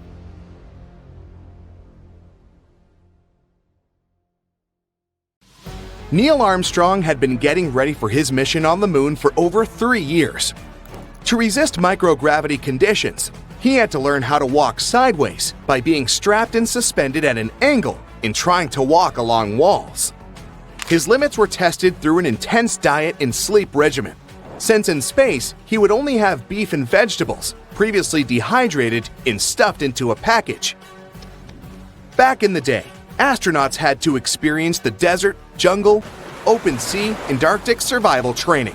These days it's a lot more structured, but back then it was more of a let's drop this person in the middle of nowhere with no supplies and see if they make it. Before landing on the moon, he had to gather and study rock samples in the Grand Canyon, explore ancient volcano formations in the Nevada National Security Site, and look into gas and lava vents, lava lakes, and pit craters in various locations in Hawaii. On July 20th, 1969, Armstrong was given a hearty breakfast before blastoff. Steak, eggs, toast, juice, and coffee. He received what doctors call a low-residue meal, which means he wouldn't have to go to the bathroom soon after. It took him 109 hours and 42 minutes to reach the surface of the moon, in an area called the Sea of Tranquility. He had to travel 240,000 miles to get there. The crew could have gone for the Ocean of Storms or the Central Bay, but this place was chosen for landing because it had good visibility, was relatively smooth, and was easily reachable with as little propellant as possible. When he was at about 500 feet above the surface of the moon, Armstrong had to maneuver the spacecraft manually to make sure they wouldn't land in a dangerous crater. He continued to hover for about a minute and a half, moving it sideways until he felt comfortable to land. As soon as his device landed safely, he immediately radioed to Mission Control, located in Houston, Texas. The now famous message, The Eagle has landed.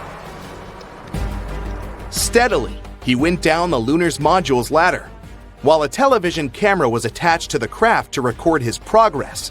The camera also transmitted the signal back to Earth, where hundreds of millions of people were anxiously waiting. At precisely 10:56 p.m. EDT on the same day, Armstrong placed his feet onto the lunar soil, saying, It's one small step for man, one giant leap for mankind. The schedule said that the astronaut needed to sleep before the first moonwalk, but he chose to go outside earlier than planned, since he obviously couldn't sleep.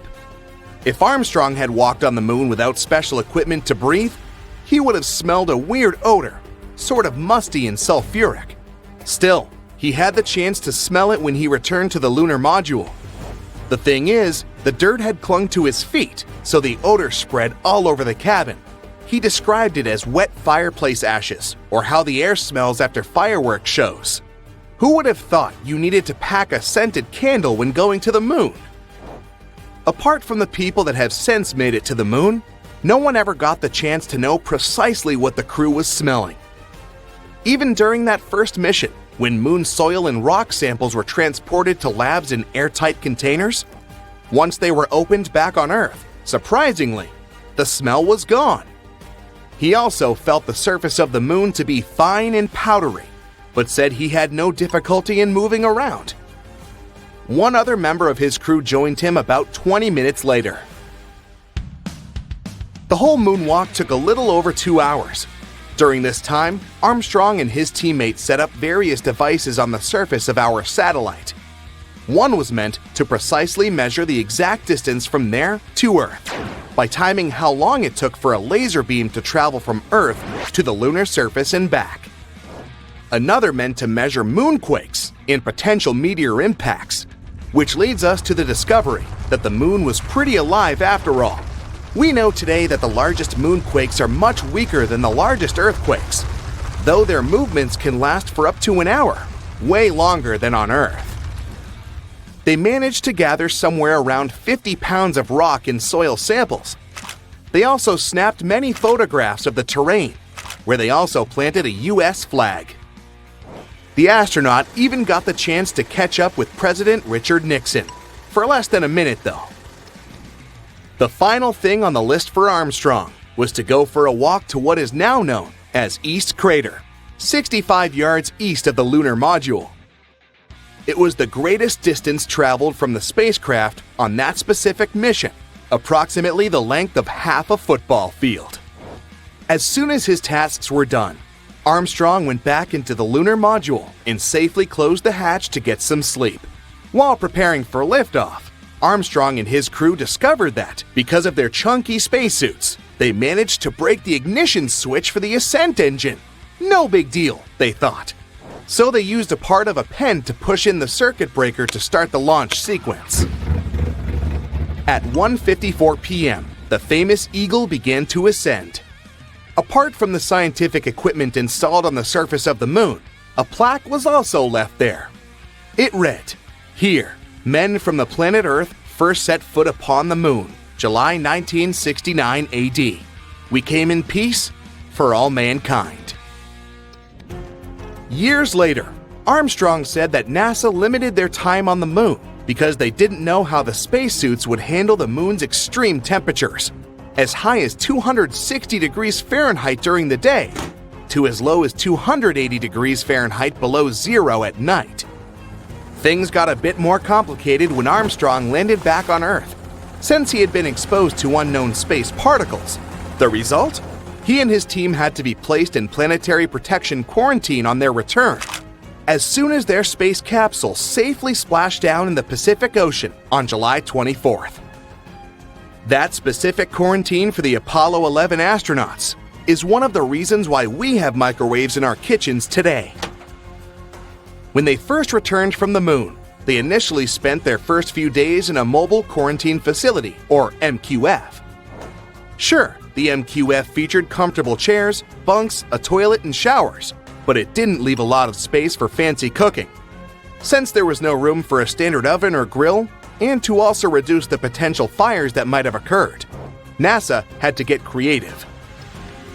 That's how the original countertop microwave oven was developed, to easily help astronauts get their meals without the hustle of a fully equipped kitchen. These days, you can see that first microwave in a museum in Oakland, California. After returning to Earth, Armstrong claimed he would never reach for the stars again. But he didn't stop exploring though. Back in 1985, he joined a professional team of other greatest explorers to the North Pole. He was joined by mountaineer Edmund Hillary, aviator Steve Fawcett, and photographer Patrick Morrow, reaching the pole on April 6, 1985. Armstrong claimed he wanted to see what the Earth's icy pole looked like from the ground, since he had only seen it from the surface of the moon. The Apollo 11 mission was nevertheless unforgettable for Armstrong since. In 2015, the Smithsonian Institution uncovered that he had kept hidden a cloth bag full of small parts from the lunar module. It included his waist tether, some utility lights, and their brackets, an emergency wrench, and the optical sight that was mounted above Armstrong's window of the space module. It also contained the data acquisition camera that recorded the iconic footage of Armstrong taking his small step on the moon. Armstrong kept it to himself for many years until his widow, Carol, eventually found it. He even kept it a secret from his official biographer, who had many times asked if he had kept any memorabilia from his famous mission. He didn't sneak those objects back on Earth, though. He just mentioned it to be a bunch of trash he wanted to bring back. Time can stretch or shrink depending on where you are. Climb to the top of an extremely high mountain, and time will pass a teeny tiny bit faster than if you were down in a valley. That's all because of gravity and how it affects time. We hardly notice it in our everyday life, but for scientists and space agencies preparing to send people to the moon, these minuscule differences in time really do matter. We'll get to answer the why question a bit later. Right now, a new space race is underway. Many countries want to establish long-term bases on the moon. With humans up there, things like reliable timekeeping become crucial. The thing is, the moon doesn't operate on Earth's time. A day on the moon runs slightly faster than a day on Earth. The difference is about 56 microseconds, and it seems insignificant. But over time, even such a difference can add up, creating bigger issues. So, to keep lunar missions running smoothly and prevent things from drifting out of sync, NASA and scientists around the world are now dealing with a tricky challenge: creating an entirely new lunar timescale. NASA is supposed to start using it by 2026. It's the same year they hope to send astronauts back to the moon for the first time in 50 years. But this new timescale is not just a moon time zone. It's actually an entire system that will adjust for the moon's faster time and keep everything synchronized with Earth's time systems. Only in this case will missions be able to run smoothly. You see, on Earth our timekeeping is already surprisingly complicated. It might seem like time should be a straightforward concept, but keeping accurate time is actually a precise science, especially when you consider how much timekeeping affects our daily lives. So, to keep global time coordinated, scientists rely on something called Coordinated Universal Time, also known as UTC. This global time standard is based on ultra-precise atomic clocks that scientists place in separate locations all over the world. Atomic clocks are cool because they measure time based on the consistent vibrations of atoms, so they're super stable and accurate. This helps scientists make sure UTC is the same for everyone everywhere. These atomic clocks also take into account that time moves slightly more slowly the closer you are to the center of our planet. So, atomic clocks positioned closer to the Earth's surface tick a bit more slowly due to stronger gravitational pull. This effect, explained by Einstein's theory of relativity, happens because gravity affects time. By spreading atomic clocks across different elevations, scientists average out all the tiny time differences caused by gravity. Also, for precise timekeeping, scientists occasionally add leap seconds to account for the small natural changes in Earth's rotation speed. It sounds pretty technical, but this process of keeping everyone on the same time helps make the modern world function. After all, precise timing is crucial for global trading, GPS navigation, and even internet communications. But time on the moon works differently. Our natural satellite has a weaker gravitational field than Earth. That's why clocks on the moon tick a bit faster. This difference means that lunar clocks are very likely to slowly drift away from Earth clocks if there's no correction. It can lead to big problems when astronauts need to keep in close contact with Earth or navigate around the lunar surface. NASA's solution is something called a lunar timescale. Scientists aren't going to adjust moon clocks to match Earth exactly. Instead, they want to establish a unique system that measures lunar time accurately, but is also easy to convert back to Earth time. Think of it as creating a whole new framework just for the moon. To make this lunar time system work, NASA is cooperating with international colleagues like the European Space Agency. Together, they're setting up what they call LunaNet. This lunar network will be a bit like the Internet for the moon. It'll make sure all the lunar clocks work together and align with Earth-based time.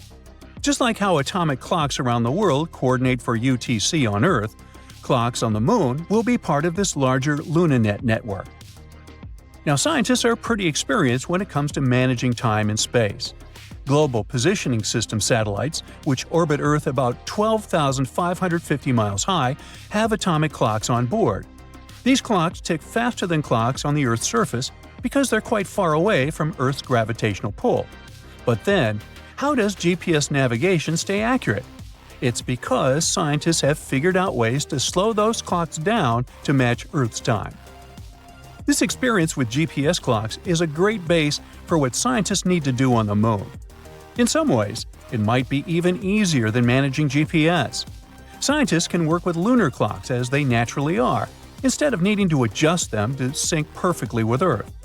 By setting up accurate lunar time from the start, scientists hope to avoid some of the complications of managing GPS satellites. And now, here's the interesting part, or maybe more interesting. To keep lunar timekeeping a reality, NASA and its partners want to set up clocks both on the lunar surface and on satellites orbiting the Moon. Some of these clocks will be long-lasting atomic clocks, and others will be crystal oscillators. Those offer stability over short time periods. Together, these clocks will create a network that scientists will be able to rely on. Meanwhile, atomic clocks for space don't come cheap. They can cost a staggering few $1 million each. Luckily, crystal oscillators are more affordable, but they don't stay accurate over long periods. Once those clocks are set up, they'll work together as part of LunaNet, which will be NASA's framework for everything related to moon-based time and data networks. LunaNet will act like an internet for lunar operations. Different space agencies will contribute to it, like how internet service providers work for us on Earth. But there's another set of challenges, and it's connected with the Moon's rotation. Firstly, a day on the Moon lasts much longer than a day on our planet because it takes the Moon about 28 Earth days to make a full rotation. Plus, the Moon's equator experiences about 14 days of sunlight, followed by 14 days of darkness, unlike Earth's regular day-night cycle.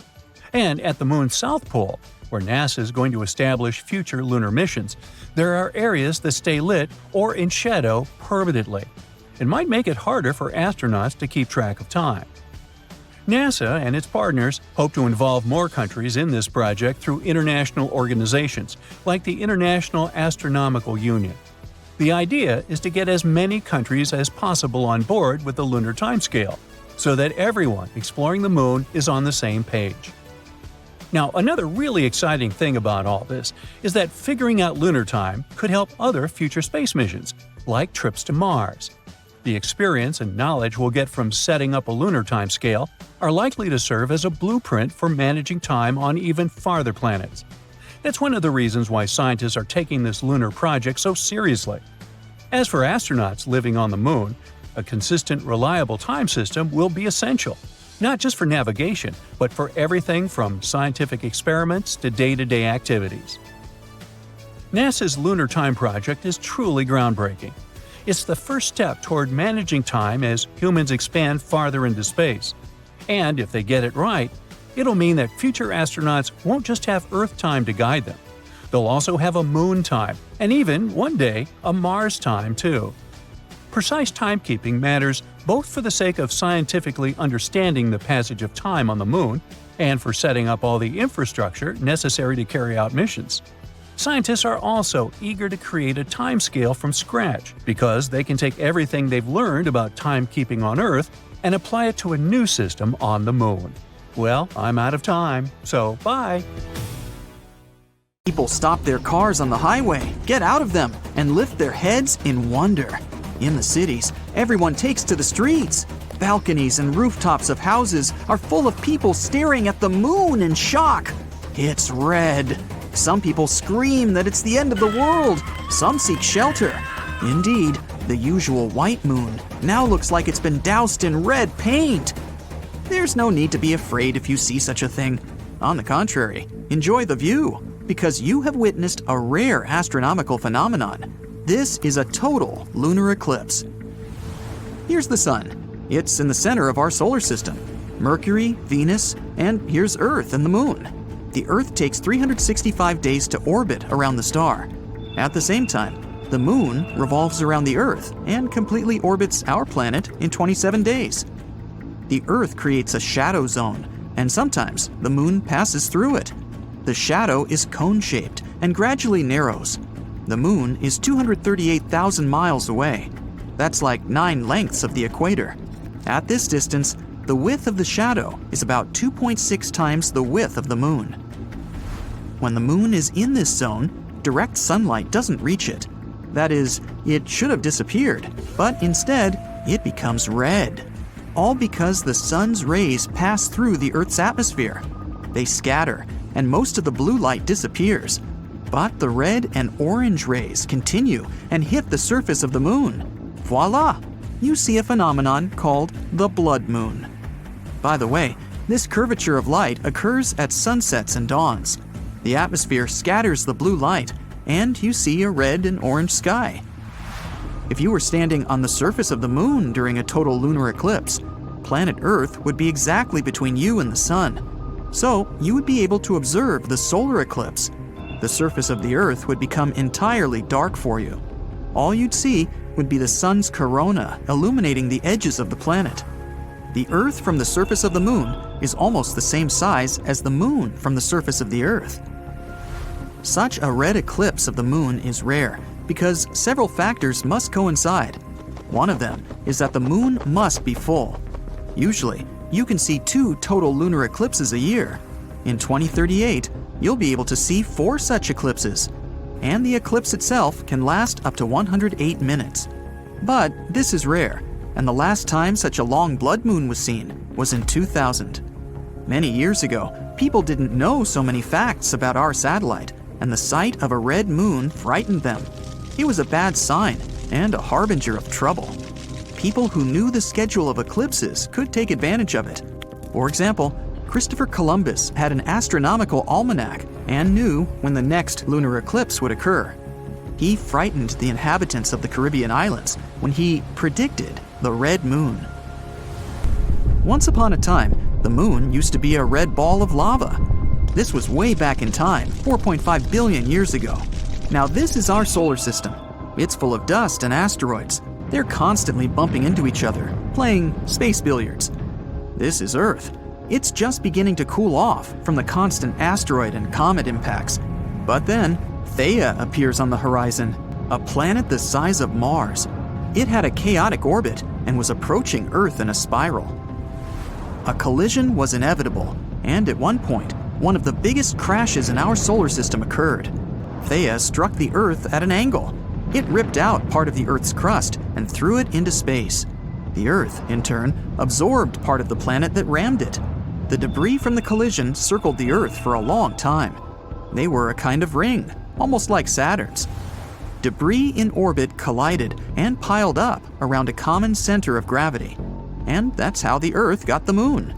There's a theory that this collision helped give birth to life on our planet. Theia hit the Earth at a perfect angle. If the crash had been head-on, both planets would likely have been destroyed in a massive explosion. If the impact had been tangential, then there wouldn't have been enough debris in Earth's orbit to form the moon. But we got the lucky ticket. The moon stabilized the Earth's rotation. The collision shattered the planet's solid crust and allowed oceans to form. Remember, water is the basis of life. When the cores of Earth and Theia merged, we got a powerful magnetosphere. This protects all living organisms from solar radiation. The moon, along with the sun, controls the tides. Its gravity seems to draw water to it from the Earth's surface. The sun does the same thing. That is, if we imagine the Earth as a ball of water, there would be 2 mountains, one on the moon's side and one on the sun's side. And as the moon moves around the Earth, this mountain of water moves with it. If you were in the open ocean with a tape measure, you would see that the moon is attracting water to itself by about 4 to 6 inches. The moon is gravitationally locked with the Earth. That's why it's always turned to us with one side, like Mercury and the sun. But the moon doesn't stand still. It's gradually moving away from our planet, about 1.5 inches a year. Not quickly, but in about 600 million years, it will have shrunk in our sky so much that we won't be able to see lunar eclipses anymore. Do you see this crater? It's Tycho. It's visible during a full moon because of these bright rays that extend thousands of miles from its epicenter. This is the youngest crater on the moon. Scientists say it appeared there due to a meteorite impact about 109 million years ago. At that time, dinosaurs were roaming the surface of our planet, and they may have seen the impact. It was most likely accompanied by a big explosion and looked like a salute in the night sky. Humanity loves to explore the moon. We've sent a bunch of missions there. A total of 12 people have set foot on the surface of the moon. The gravitational force there is 6 times less than on Earth. So, if the average person on our planet weighed about 180 pounds, on the surface of the moon, the scales would only show 30 pounds, like the weight of an average dog. That's why the astronauts moved, jumped, and fell so strangely there. And you would be 6 times stronger on the surface of the moon. Here on Earth, the average person could lift about 130 pounds, but on the moon, you could raise a big motorcycle or a grizzly bear. The surface of the moon is covered with regolith. This is the lunar dust that covers the solid ground. Such dust is good at preserving footprints. Here's the most famous footprint, which gave birth to many crazy theories. Here's the footprint, and here's the shoe that left it. But the shoe is completely flat. This is explained simply. The astronauts wore extra boots for walking on the lunar surface. They have exactly the kind of sole that left these marks. In addition to the footprints, we left many fascinating objects on the moon. Several lunar rovers, a golf ball, flags, and human waste. There's also a lot of broken satellites and rocket parts. All in all, about 413,000 pounds of human-made objects are there.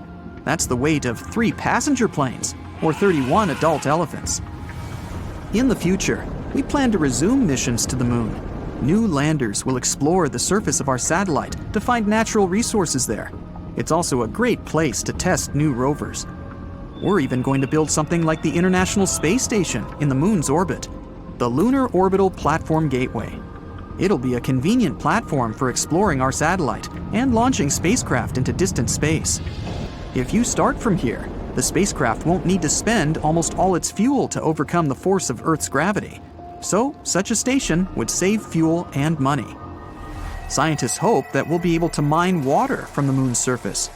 It's been proven that there's ice there, mostly at the bottom of craters where the sunlight doesn't reach. Perhaps we'll send a rover there that can drill down a few feet into the surface, searching for water. Humanity already has the technology to build a full-fledged colony there. It would take up to 3 days to get there. We just need to get enough solar panels and building materials to the moon. There's no atmosphere on the moon, so potential lunar inhabitants would be defenseless against solar radiation. We would have to build houses underground to provide protection. Modern 3D printers will help make construction easy and fast. However, food and water supplies can only be maintained by constant supplies from Earth. The same goes for oxygen. Each rocket launch costs millions of dollars, so for now, colonization of the moon is in question. The moon could also become an object for space tourism. Imagine a spaceship launches from Earth, 3 days on the road, and you're orbiting the moon. The lunar module undocks, and you land on the surface. You ride the rover, explore the craters, then return to the lander. The engines start, the lander returns you to orbit. You dock with the ship and return to Earth. Sounds like some pretty great plans for a week's vacation. It's normal for planets to be a bit tilted on the side. The Earth is tilted at a 23-degree angle. That's why we have seasons. It's summer when the part of the world where you are leans closer to the sun. It works the opposite way too. It's winter when you lean away from it. But Uranus is tilted more than normal. It lies as a 98-degree angle, which has a huge effect on its seasons. Each season on Uranus takes 21 years to play out. Something to think about the next time we complain that winter lasts forever. Now, here on Earth, we measure distances in minutes and hours, maybe even days. It takes 10 minutes to walk to your best friend's house, or 15 minutes to drive to your favorite cafe. But in space, it's different.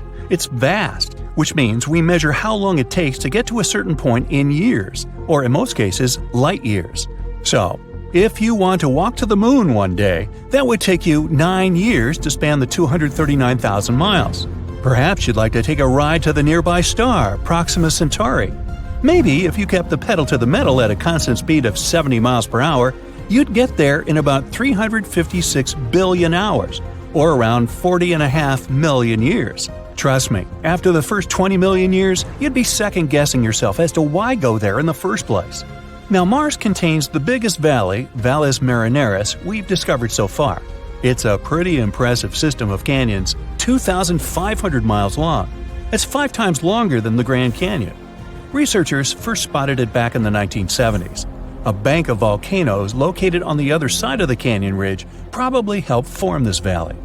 We haven't discovered a planet completely made of diamonds yet, but on some planets, it actually rains diamonds. On Jupiter and Saturn, gas giants of our solar system, lightning storms turn abundant methane into soot, which we also know as carbon.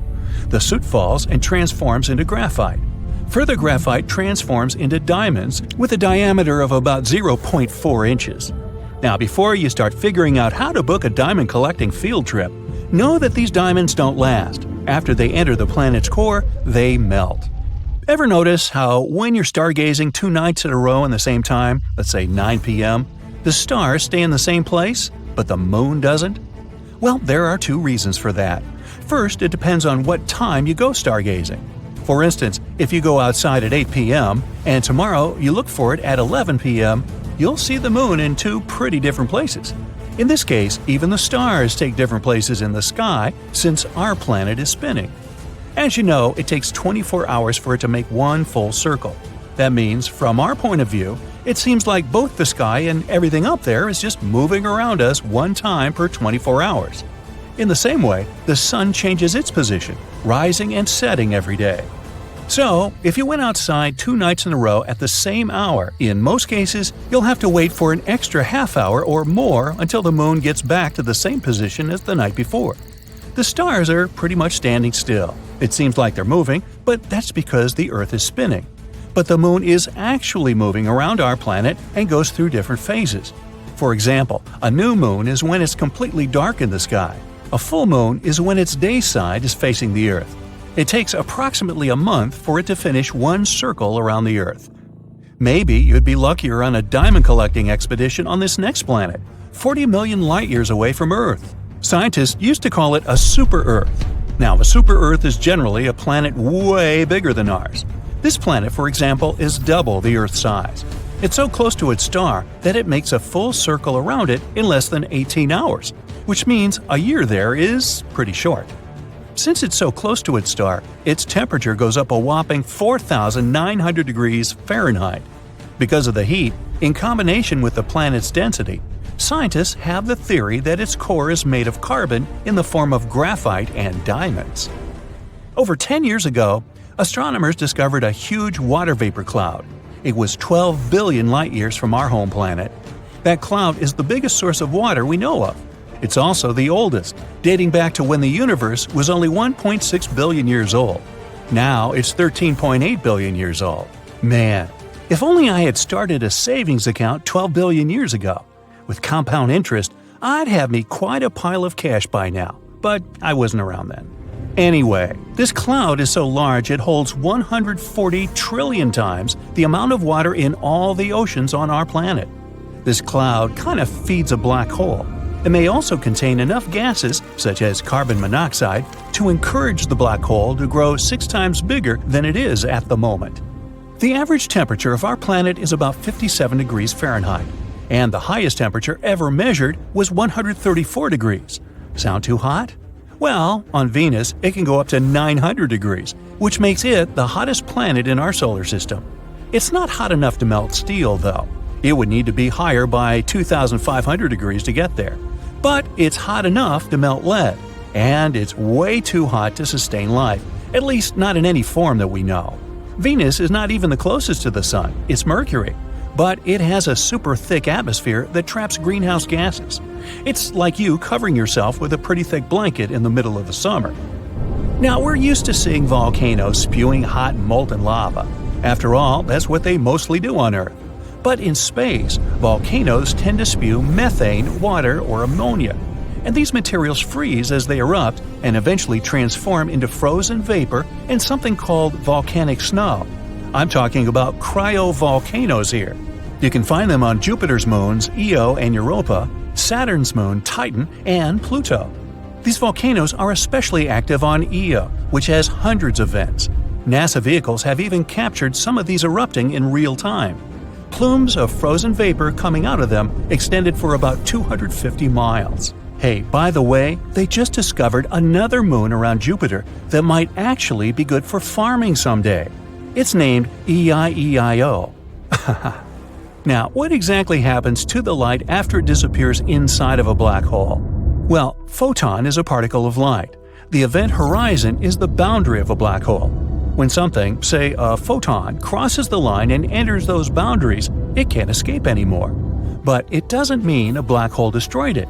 It pulls the photon in rapidly towards its center, where an enormous mass is packed into an infinitely small space. But we're not sure what happens to photons in such extreme conditions.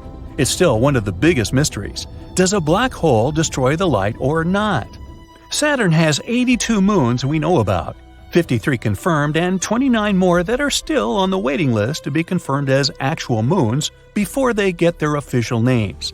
And one of the coolest moons might be a 914-mile-wide hunk of rock called Iapetus. It's dark on one side and bright on the other. Its lighter half is 20 times more reflective than the other one. As it turned out, the bright side is ice. The dark side is a bit more complicated. One theory says it's dark because of particles coming from another moon, the one named Phoebe. Another theory says it could be because of heat. Since the moon is rotating really slowly, its dark material is absorbing heat, which makes it even darker. Now, how big do you think a black hole can become? In theory, we can't find an upper limit to its mass, but astronomers believe the ultramassive black holes, or UMBHs, located in the cores of certain galaxies are mostly up to 10 billion solar masses big. Recently, they even discovered these UMBHs physically can't grow much more than this, because, in that case, they would start to disrupt the accretion disks that feed them. That way, they would kind of stuff the source of new material. Most people picture the universe as somewhere between aquamarine and pale turquoise. Even some researchers thought that was the case. They managed to determine the cosmic color by combining light from more than 200,000 galaxies within 2 billion light-years of our planet. But the real color is actually closer to beige. Researchers got it all wrong because there was a bug in the software. No, really? It converted the cosmic spectrum into the color our eyes would see if we were exposed to it. The team defined this color as a cosmic latte. Ooh, make that a double-shot low-fat large to go, please. The Moon is the Earth's closest space neighbor and its only natural satellite. It likely formed when a huge Mars-sized object crashed into our planet billions of years ago. I wasn't around then. This catastrophe turned Earth into a scorching ball of molten rock. It also pushed some material into its orbit, creating the Moon. Now, this heavily cratered sphere moves around our planet. This causes high and low tides around the globe. A bit more than 1/4 the size of Earth, it's the 5th largest natural satellite in the solar system. The Moon has several phases. For example, new, full, or crescent moon, first and last quarter. But whatever the satellite looks like, you can always find it in the night sky, and sometimes even during the day. But imagine waking up at night and noticing that the Moon looks somewhat different than usual.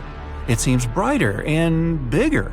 It's hardly noticeable, especially when you're half asleep.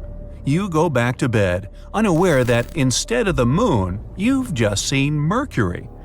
Close up, this planet, the nearest to the Sun, is similar to our natural satellite. Its surface is littered with craters left by space rocks. Mercury is about 2/5 the size of our planet, but it's still a bit larger than the Moon. That's why the planet would have a greater influence on Earth. Nights would become brighter. High tides would become higher, and low tides, what do you think, lower? Yup. The lunar cycle, that's the time the Moon, or rather Mercury now, needs to go through all the phases, would become 14 hours shorter. But all in all, such a replacement wouldn't have any drastic consequences for our planet. But then, how about Venus? What if, instead of the familiar satellite, we swap in the third brightest natural object after the Sun and the Moon. It's often called Earth's sister planet because their mass and size are nearly the same. Venus would be as large in our sky as Earth once appeared to the Apollo astronauts when they looked at it from the Moon's surface. The morning star would be much brighter than the Moon. For one thing, the planet reflects 6 times more sunlight. Plus, it would occupy an area at least 16 times larger. That's why nights on Earth would be as bright as early twilight now. If you looked at Venus, you'd spot vague swirling patterns in the planet's yellowish-white cloud cover. Venus wouldn't become Earth's satellite. The 2 planets would likely orbit around their common center of mass, and this orbit would be quite eccentric, like me.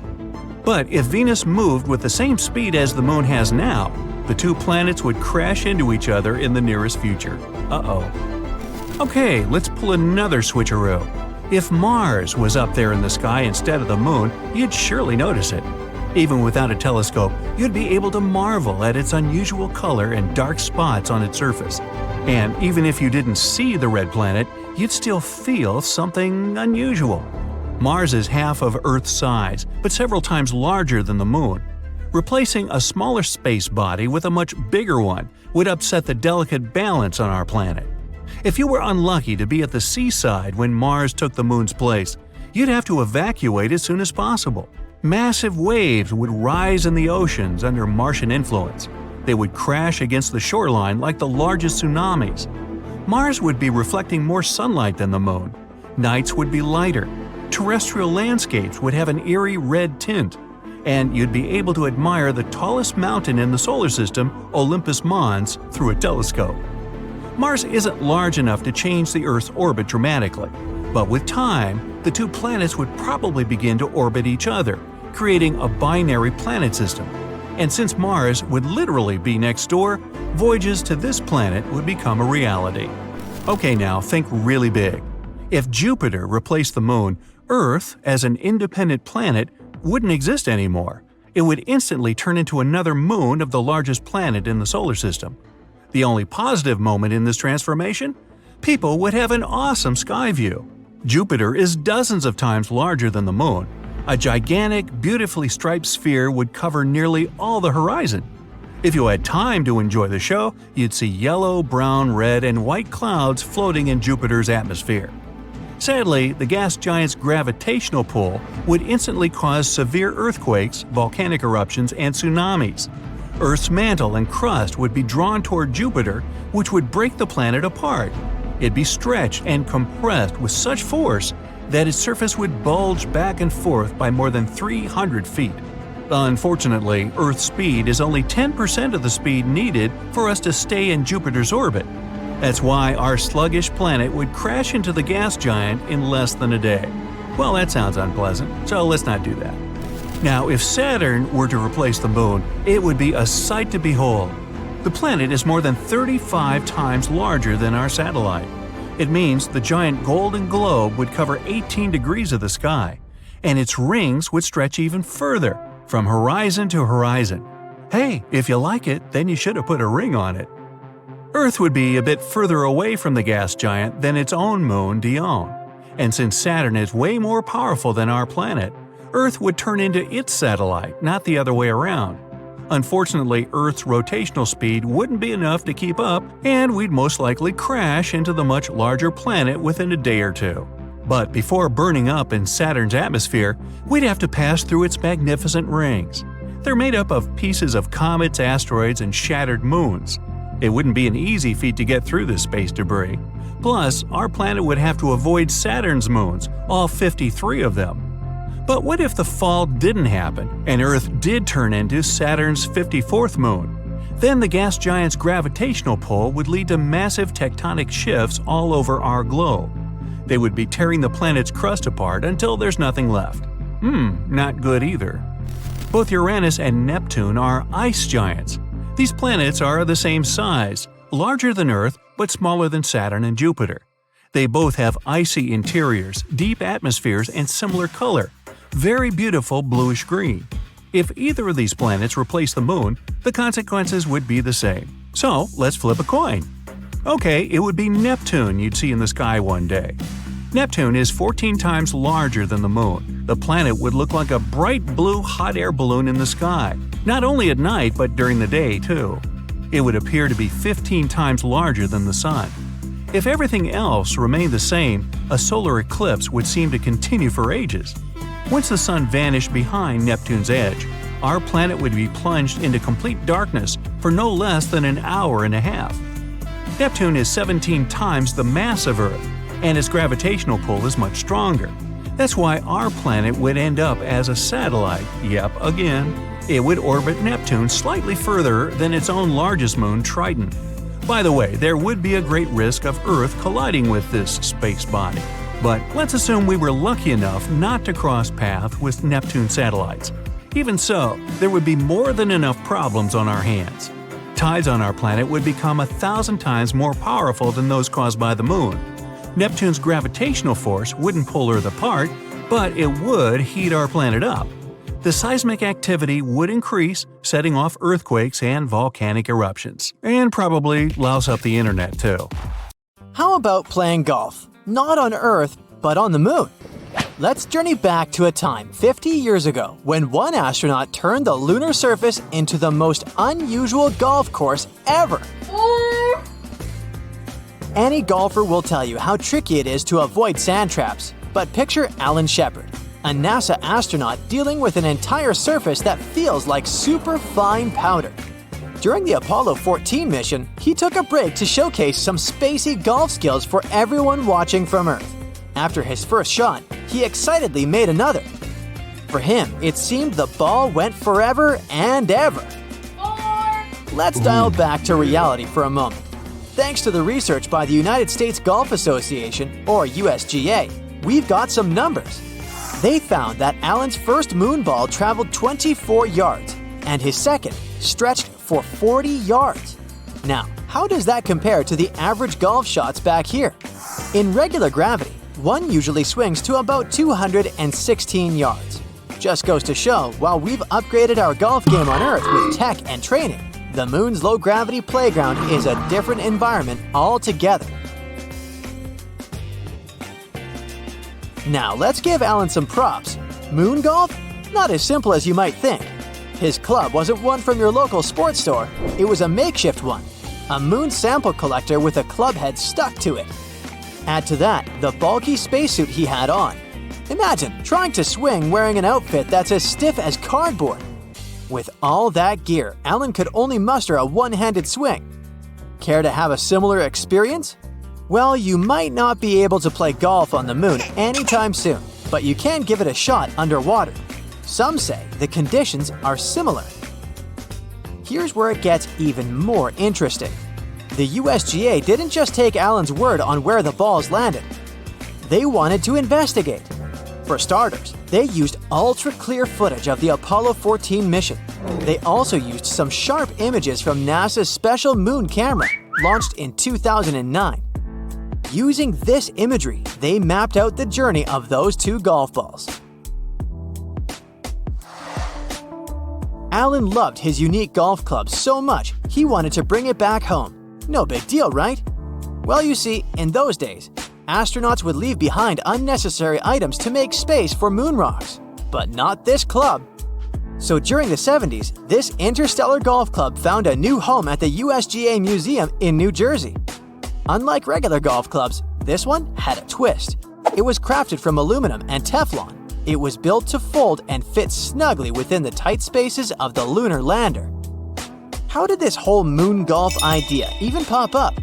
Well, in 1970, golf legend Bob Hope paid a visit to NASA. Inspired by Hope's love for golf, an idea came into Shepard's head: moon golf. To turn his dream into reality, he collaborated with a golf professional and NASA's tech specialists. Together, they crafted a club that met NASA's strict safety norms. But hey, Alan didn't want this to be just a surprise stunt. Remember, traveling to the moon required very strict protocols. They couldn't just randomly have a picnic up there, you know?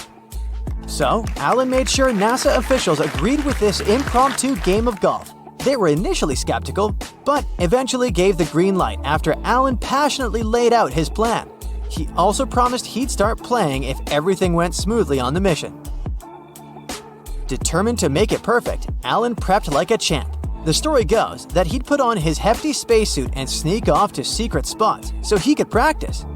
Decades later, he'd still be reflecting on his lunar escapade. He was the only golfer to ever swing on the moon. It's not just golf balls that astronauts left behind on their trips. There were actually a lot of objects left on the moon between 1969 and 1972, the year of the last moon landing.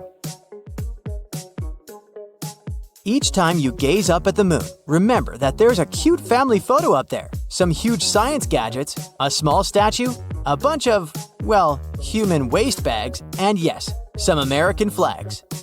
Years have passed by, and yes, technically those items are still hanging out there, though they've probably seen better days because of the harsh conditions on the moon.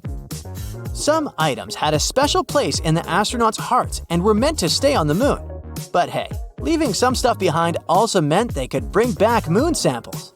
You know the feeling. It's like when you need to make room in your suitcase for souvenirs when you're finishing a vacation. Does NASA have a complete list of things they left on the moon? Well, not really. In fact, one team tried to create a record of some of the items and reached an amazing list of 106 left there from the Apollo 11 mission alone. And that's not counting Neil Armstrong and Buzz Aldrin's famous footprints. The largest items at each landing site were mostly the sciencey stuff, like pieces of their lunar module and experiments to study the moon in depth. Then there were some beautiful tokens, like Apollo 11's plaque and a special disc with messages from leaders around the world. Some say the astronauts also took medals to remember some heroic cosmonauts, and they even left a gold olive branch, an age-old symbol of peace. Now, later moon missions had a little more fun, like Alan Shepard did with his golf game. But the award for the most heartwarming moment goes to Charlie Duke. During the Apollo 16 mission, he left a picture of his family up there. It's like he wanted them to be a part of the adventure. Although, a heads up, those photos probably didn't age well because of the moon's high exposure to the sun's radiation. There might just be an art museum up there on our satellite too. Let me explain. There's this tiny little art piece called the Moon Museum. It's a ceramic chip about the size of your nail, and it was crafted by an artist named Forrest Myers. This tiny object showcases miniature artworks from 6 talented people. Among them are even the famous Andy Warhol, the same artist known for his iconic soup cans and celebrity portraits. Forrest Myers said he wanted his mini museum to be on the moon, but there was a problem. NASA officials weren't exactly on board with the idea.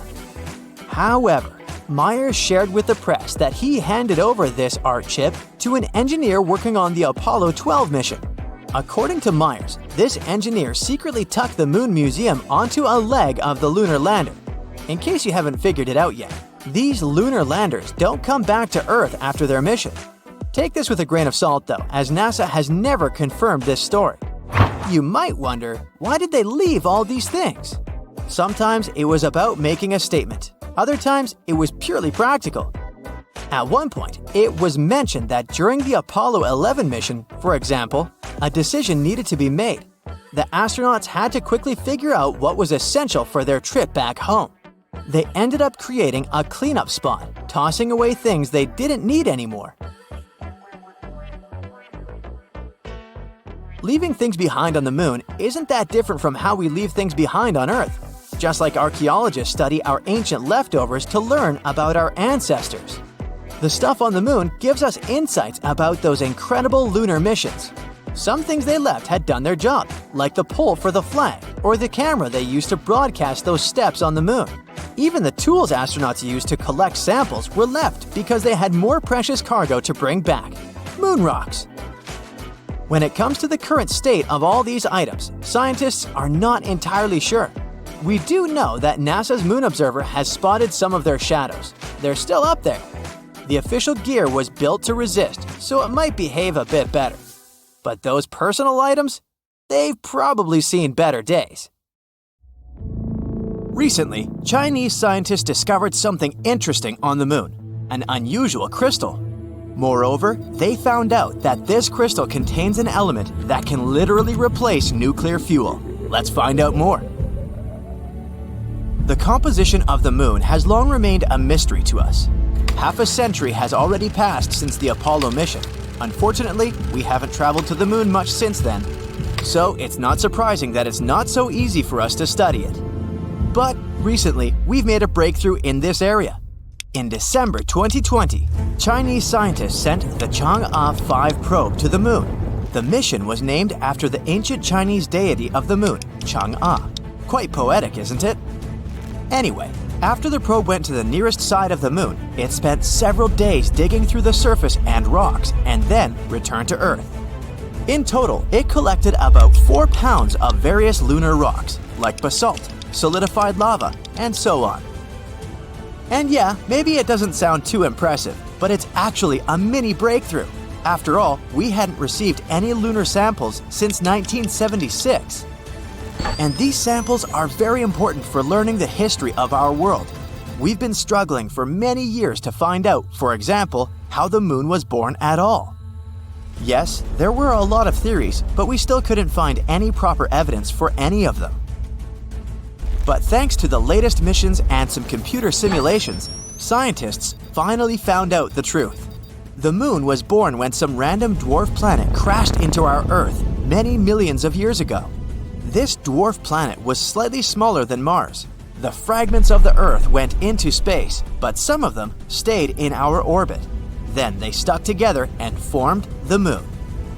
It sounds horrifying, but in reality, the birth of the moon was the best thing to ever happen to our planet. If it weren't for this beautiful satellite, all our oceans would be small puddles. Life wouldn't have appeared on Earth at all. So this is already an amazing discovery. But that's still not all. Studying the collected rocks, scientists from the Beijing Research Institute discovered something unusual: a rare lunar crystal. Looks pretty boring, doesn't it? Just some tiny transparent monocrystal about the thickness of a human hair. We've already found such things on the moon before. These crystals were formed as a result of volcanic activity, just like some garnets on the Earth. And yep, the place where they discovered these crystals also suffered from volcanoes 1.2 billion years ago.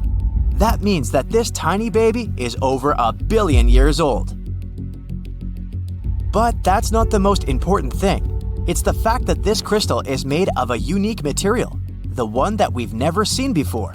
Researchers from the International Mineralogical Association have confirmed that such a composition can't be found anywhere on Earth. The crystal was named Chang'e, again after the same moon deity. And this is another achievement. This is the 6th previously unknown mineral that we've found on the moon and the first one found by China. Now, it has become the 3rd country in the world to make such a lunar discovery. However, this tiny crystal still wasn't the only remarkable thing they found. After studying this gem and about 140,000 other lunar particles, scientists have discovered something else. They found helium-3. Why is it so important? Because this is one of the elements that feed the sun and other stars in our universe. We tend to say stuff like, put out the sun is burning, and so on. And this is one of the reasons why many people actually think that the sun is a huge fireball. But it's not. Its burning is actually a completely different process, which is called nuclear fusion. The process itself is quite simple. During this reaction, hydrogen in the star turns into helium. But this simple process is actually one of the most violent and insane reactions in the universe. There's a real boiling broth of particles inside the sun. The hydrogen nuclei that jump and rush there are constantly repelling each other since all of them are positively charged. And so they could continue to boil and chill around without bothering anyone if it weren't for the stars. The stars turned out to be cheaters. They have such strong gravity that they basically grab billions of these little atoms and squeeze them together. Combining with each other, these atoms create new heavy elements, like the mentioned helium. And when this happens, they throw a lot of energy into space. And that's how the sun burns. At the same time, it spreads so much energy that we can't even imagine. Okay, so what is helium-3? Well, this is an element to which even the sun can say, "Whoa dude, you should calm down." The fusion of helium-3 atoms releases even more energy than in typical nuclear fusion. And most importantly, it doesn't pollute the atmosphere with harmful things like radiation. We have very, very little helium-3 on Earth. Its prevalence in our atmosphere is about 1 in a million. And besides, it's constantly trying to escape from us back into space. Probably feels some bad vibes from us. However, scientists have recently found out that there's a place that contains a lot of this element. Yep, you guessed it, it's the moon. We think that there's more helium-3 on the moon than on Earth because of the solar winds. The sun has been hammering on the moon with its helium-3 for billions of years, so now it's all over the place. It's still not too much if you compare it, for example, with Jupiter or Saturn. But don't forget how much energy it can release. For your information, with only 25 tons of helium-3, it's possible to provide America with energy for an entire year. Now, there are 35,000 tons of it here on Earth, and more than 1 million tons on the moon. Only these sources could feed the entire US for thousands of years. So basically, in the future, helium-3 may become a new source of fuel. And it's better than nuclear fuel in basically everything.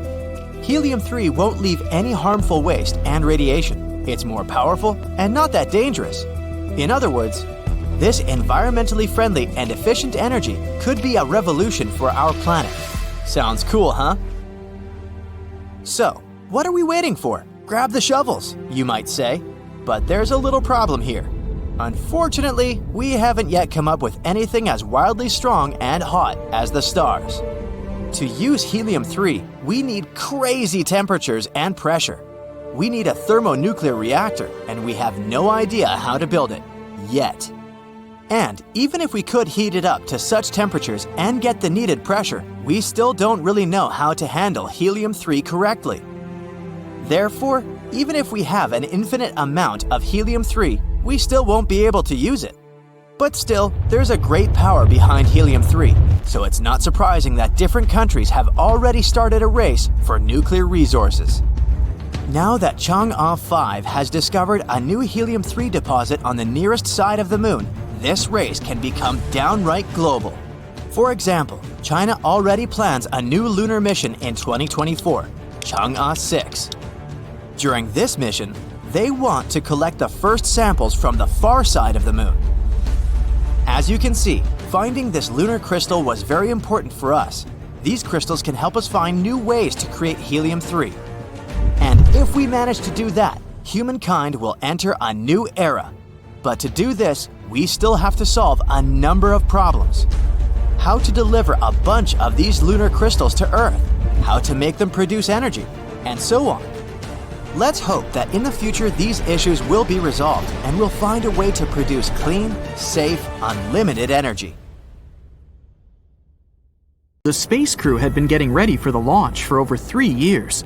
The preparations for landing on the strange planet included gathering and studying rock samples in the Grand Canyon, exploring ancient volcano formations in the Nevada National Security Site, and looking into gas and lava vents, lava lakes, and pit craters in various locations in Hawaii. To be able to resist microgravity conditions, they learned how to walk obliquely by being strapped and suspended sideways and trying to move along walls. They had to test their limits through intensive diet and sleep regimens to make sure they'd be safe in outer space. It took them 3 days, 3 hours, and 49 minutes to reach the surface of this new world in a place called the Sea of Tranquility. They could have gone for the Ocean of Storms or the Central Bay, but they chose this place to land because it had good visibility and it was relatively smooth and easily reachable with as little propellant as possible. One of the first things they noticed when they got there was that, well, the place kind of smelled. This may sound like the beginning of a science fiction novel, but it's actually the true story about how the Apollo 11 mission landed on the moon on July 20th, 1969.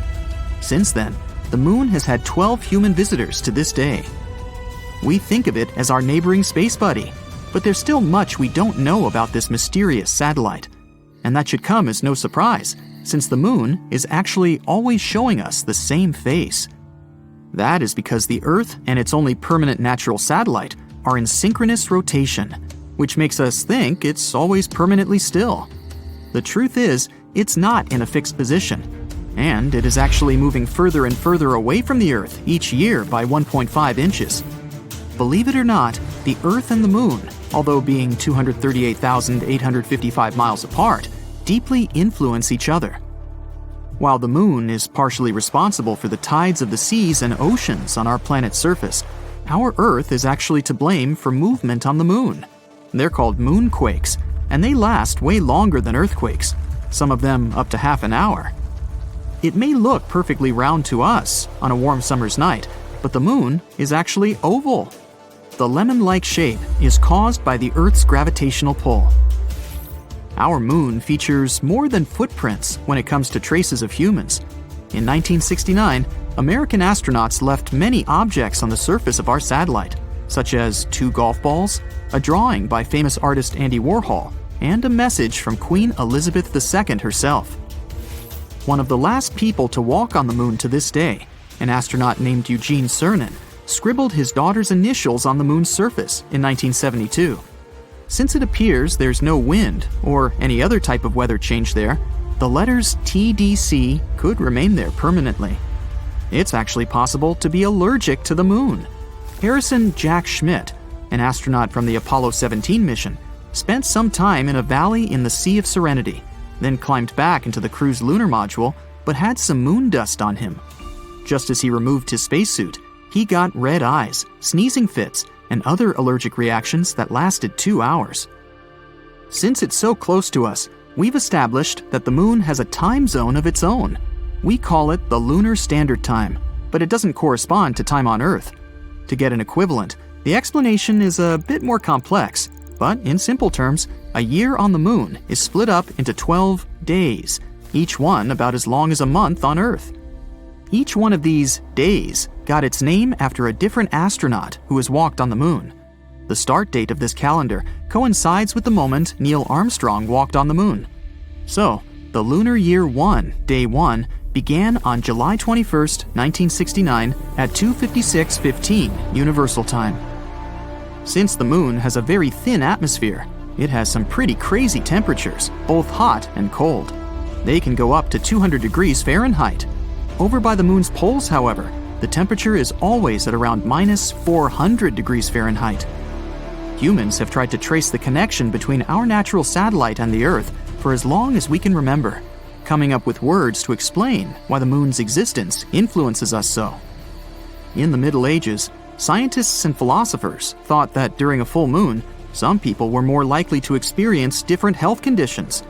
Because they saw this inexplicable connection to the full moon, people with these symptoms were named lunatics, or at times, literally, moonsick.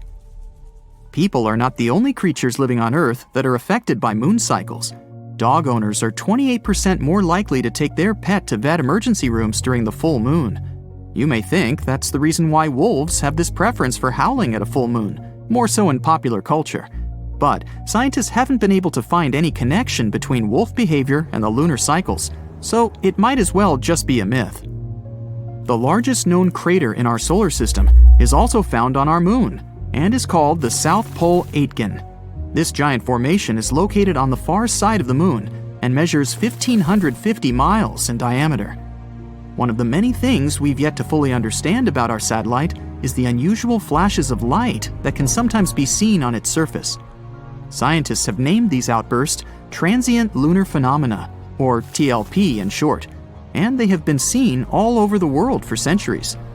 One of the first instances of TLP dates back to 1178, when monks from Canterbury claimed to have seen a flaming torch on the surface of the moon after the sun had set. TLP does not simply mean light flashes. Reports also have detailed other unusual events, such as gas-like mists, reddish, green, blue, or violet colorations, or even the darkening of certain locations on the moon. Is something strange happening with our moon? Is it the beginning Or did we just start noticing it with the newer space study equipment we have nowadays? There are a lot of different theories that scientists have developed trying to piece together what can be causing these events. The unusual flashes on the moon can be caused by anything from meteoric impacts to electrostatic activity. It's difficult to pinpoint the explanation for each event, since most of these episodes are recalled either by a single observer on Earth or from a single location. The fact that there is noticeable seismic activity on the moon can also explain why we can sometimes see unusual flashes of light on the surface of our satellite. When the moon's surface moves, it can cause different light-reflecting gases to erupt, which can explain luminous developments. Some scientists have even suggested that residual geologic activity may also be the cause. This is all the more shocking, given that we've always looked at the moon as a lifeless world. Did you ever notice that our moon can change its color? There are actually many scientific explanations for that. The moon appears to be a brown-tinted gray when you look upon it from outside of the Earth's atmosphere. When gazed upon from the Earth's surface, the moon appears to change color, depending on various phenomena. The moon seen near the horizon will most likely be yellow or red-tinted. The rarer, blue-colored moon indicates that you're looking at our satellite through an atmosphere carrying larger dust particles. The moon can even appear purple at times, but what causes this specific hue is still up for debate. The fact that we don't know exactly if or how much water there is on the moon's surface is not the main reason why we aren't already building houses up there. It seems that radiation actually has a lot more to do with it. Recent studies have shown that the moon's surface has a radiation rate 5 to 10 times higher than that you experience on a transatlantic passenger flight. That also means it's 200 times higher than the rate on the Earth's surface. In future lunar explorations, like the Artemis project for example, scientists need to take this into consideration, not to expose the astronauts. Named after Artemis, Apollo's sister, this program aims not only to place astronauts on the lunar surface in the future, but also to build some sort of an establishment there to study the moon in safe conditions. While the project started in 2017, the first planned mission is set for launch in summer 2022, with an estimated duration of 25 days. The space object, with no crew on board, is planned to reach lunar orbit and safely return with sufficient data for the next 4-person mission scheduled for May 2024. Artemis 3, 4, and 5 are expected to be launched in 2025, 2026, and 2027 respectively, each with a planned duration of approximately 30 days. About 8 billion inhabitants of planet Earth found out the same terrible news in one day. Someone saw it on TV. Others heard it on the phone while scrolling through social media or listening to music. Some witnessed this news in a dream while sleeping. Someone's voice said it in all languages to ensure everyone understood it. I have good news and bad news for you. Let's start with the bad news. You're all characters in YouTube videos in which your planet gets into a situation where the moon breaks in half. For the audience, it will be a hypothetical story, but for you, these events will become a reality. The good news is that I was joking. There is no good news. But don't worry, the apocalypse won't start on your planet. Maybe just a little bit. Have a nice day. At first, the entire population panics. Then, a few days later, everyone calms down. Maybe it was a mass hallucination, and the moon will be all right. But at this moment, scientists have discovered the danger. A colossal meteorite is flying towards us from the distant depths of space. This meteorite is super fast and pretty flat, but has sharp edges. Fortunately, it will miss the Earth by a few thousand miles, but the moon won't be that lucky. The meteorite flies through our Earth's only natural satellite directly in the middle. So it passes through the moon, sweeps past our planet, and flies away into distant space. At this moment, all people can't take their eyes off the moon. The meteorite cuts it perfectly in half, gently, clearly, painlessly. So, what shall we do now? Will the Earth survive this?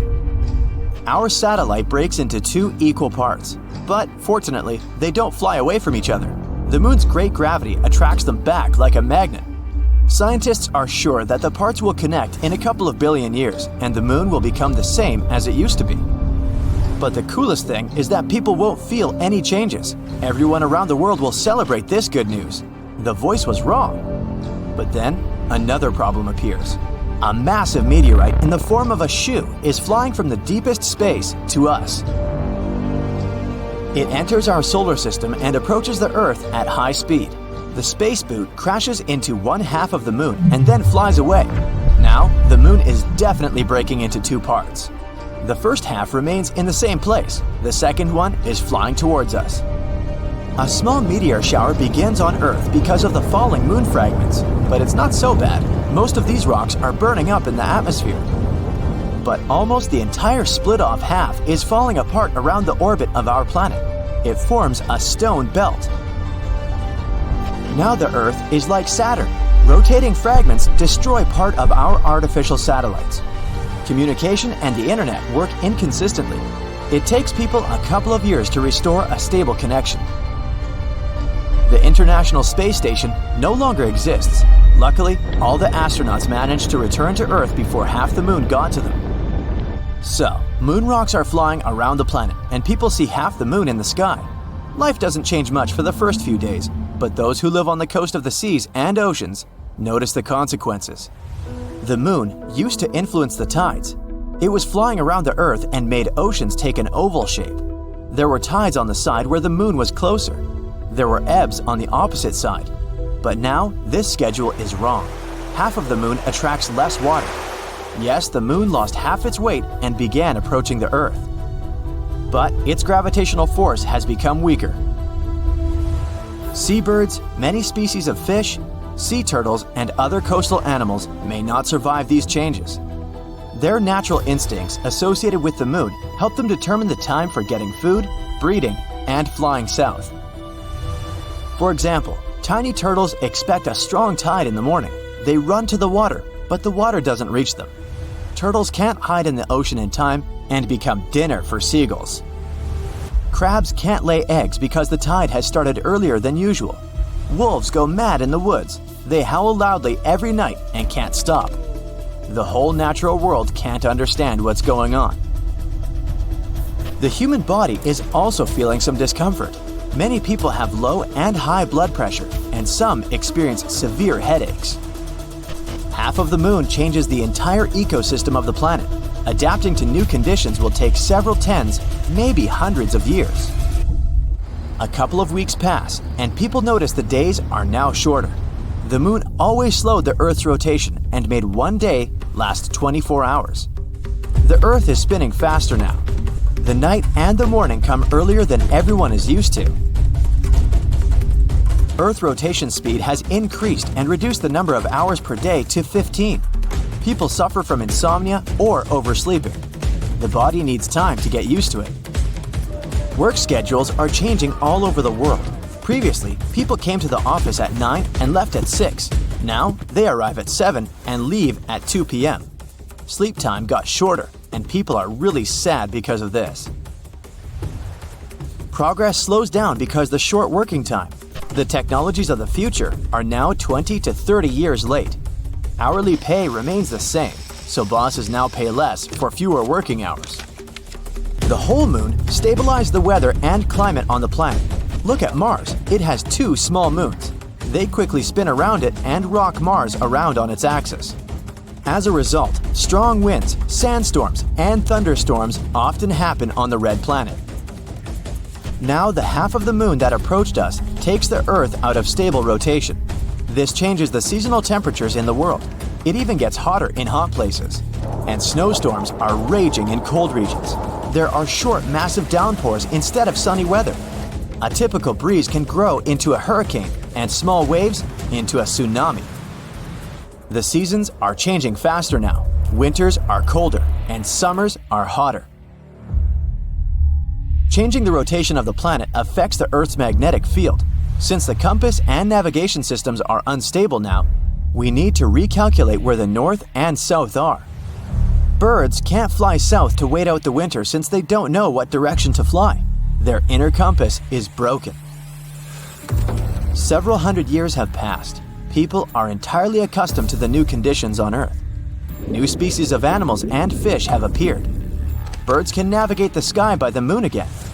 The planet's economy has been restored. Hourly wages have become higher. People now get enough sleep from 5 to 6 hours a day and work for 4 to 5 hours. The reduction of day and night has also affected the entertainment industry. Movies now last 1 hour. One episode of some TV series lasts 30 minutes. Life goes faster. An average person now lives to be 96 years old. In fact, the passage of time hasn't changed at all. Its calculus did.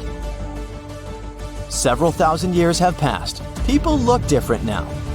Now they have big eyes that absorb more light. Half of the moon doesn't shine as bright as the whole thing, so the nights have become darker. It took the human eye a couple of thousand years to develop the ability to see clearly in this new dark. Animals need to navigate better in these conditions, so their eyes have become larger and more sensitive. During all this time, people have cleared the orbit of moon rocks. Several space stations fly around our planet. And again, people hear this strange voice that once told them that they were all characters in one hypothetical YouTube video. This time, the voice says, "Your story ends because the video ends. I'm sorry. Good night." An asteroid broke off the moon and now it's super close to Earth. Does it pose a danger to us? Kama'oalewa, also known as 2016 HO3, spins super quickly as it orbits near our planet. Let's call it HO3 for short. Astronomers found it on April 27, 2016. Compared to other asteroids, it's tiny. On Earth, though, it would be the size of a small building, or about half the size of the London Eye Ferris wheel. They discovered it in Hawaii, and its name roughly translates to a fragment of something that seems to wobble. After some study, they realized that this asteroid might be a chunk of the moon that got blasted into space. There's a part of the moon called Giordano Bruno Crater, named after an Italian philosopher, that guy who had to pay quite the price for his ideas. If you look at it from space, Giordano Bruno stands out because it's surrounded by some rays of material. They're super huge, stretching over 93 miles and are still bright. This means that an enormous boom once happened there. There's an interesting story about this. In 1178, 5 monks were traveling in Canterbury, England. Suddenly, they saw something strange happening on the moon. They said it looked like the moon was splitting, with flames and sparks. Then there was a darkening that spread all across the lunar surface. In the 20th century, scientists found these records and thought that these monks saw the formation of the Giordano Bruno crater. But later it turned out that the crater is about 4 million years old. And thank the stars, because such a massive impact, if it really happened in the 12th century, would have gone crazy on our planet. It would have caused a huge meteor storm on Earth. In any case, our HO3 is most likely a piece of the moon that broke off during that impact 4 million years ago. Luckily, there's no need to panic about it. When astronomers spotted this sudden moon piece, they quickly tracked its orbit. Turns out, it won't collide with us anytime soon. It's going to be our quasi-satellite for at least 300 more years, meaning it'll follow a path around the Sun that keeps it close to Earth without colliding. Its orbit is wild, though. It seems to be constantly looping around our planet in some pretty unique loops, moving closer and going away, up and down. And then somewhere in the 24th century, it will go even more crazy, switching to a horseshoe orbit, slowly going away from us. Could HO3 collide with us someday? Maybe, but that would happen over millions of years, when it would leave its current orbit and collide with Earth, Venus, or even the Sun itself. Or maybe entirely ejected from the solar system. Even though it's one of the closest asteroids ever discovered, it's also one of the smallest and most stable ones. This discovery also opens up some exciting ideas about life in the universe. We see that rocks can travel between celestial bodies. There is a theory that life could have been spread all across the universe by traveling on these rocks like on some space Ubers, or at least the building blocks of life like carbon. Maybe life even hitchhiked to our planet on rocks from Mars. HO3 probably doesn't carry any life, but the fact that it can travel for millions of years carrying stuff on it and feeling fine supports this theory. Astronomers want to send something to investigate HO3. Back in 2017, a group of students gave an idea of using a spacecraft for it. The China National Space Administration wants to send a robotic probe to HO3 somewhere in 2025. The robot should fly there, collect samples, and bring them back to Earth for study. Unfortunately, you can't see this asteroid in the sky with the naked eye. Its size is about 130 to 330 feet in diameter, so it would be too tiny and dim to see without a super powerful telescope. But there is an asteroid that you'll be able to see, and it will be insane. In 2029, a large asteroid will pass so close to Earth that it will be visible to the naked eye. Make sure not to miss it, because this is a once-in-a-thousand-year event. The asteroid is known as 2004 MN4, or Apophis for short. It's much bigger than HO3, about 1,210 feet wide. This will be the closest asteroid passage ever. This one actually caused some panic back in December 2004, all because there was a 2.7% chance that it could hit Earth in 2029. People were horrified. Even the name, Apophis, is inspired by an evil serpent from ancient Egyptian mythology. A huge monster that fought Ra and always tried to swallow the sun and destroy the planet.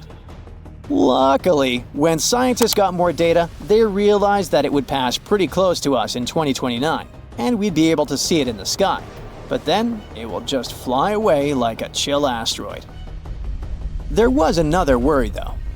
That during its close pass, Apophis might travel through something called a gravitational keyhole.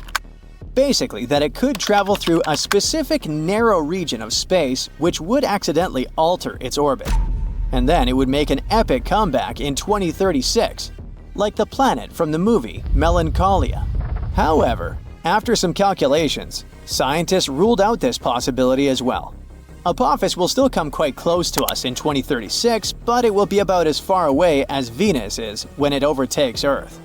And then, Apophis and Earth will just go their own separate ways. On average, an asteroid the size of Apophis is only expected to hit Earth once every 80,000 years. And if it did hit us, it would completely destroy a huge area, causing earthquakes and tsunamis all around the world. But it wouldn't cause an apocalypse or anything like that. You'd only be able to see Apophis from Europe, Africa, and Western Asia. So if you want to see it, you might need to travel. The asteroid will look like a fast-moving star in the night sky, shining bright enough to be seen without any special equipment. It would be easy to spot at night, though city lights might make it harder to see. Now, can you imagine that these are not the only guys hanging nearby? Both HO3 and Apophis are part of the so-called Apollo orbit asteroids. These are the asteroids with orbits going around Earth, an entire group of dangerous fellas. Since they cross Earth's orbit, they have the potential to come close to or even collide with our planet. The first asteroid of this group to be discovered was 1862 Apollo, named after the Greek deity of the sun. It was first discovered in 1932, and the group was named after it. This one was even bigger, almost a mile in size. In fact, it's so huge that it even has its own tiny moon. Apollo crosses orbits of not just Earth, but also Venus and Mars. Fun fact, even though it was the first one of its kind, telescopes accidentally lost it out of view for over 40 years. So scientists went, oh well, let's just keep the count of things we can see.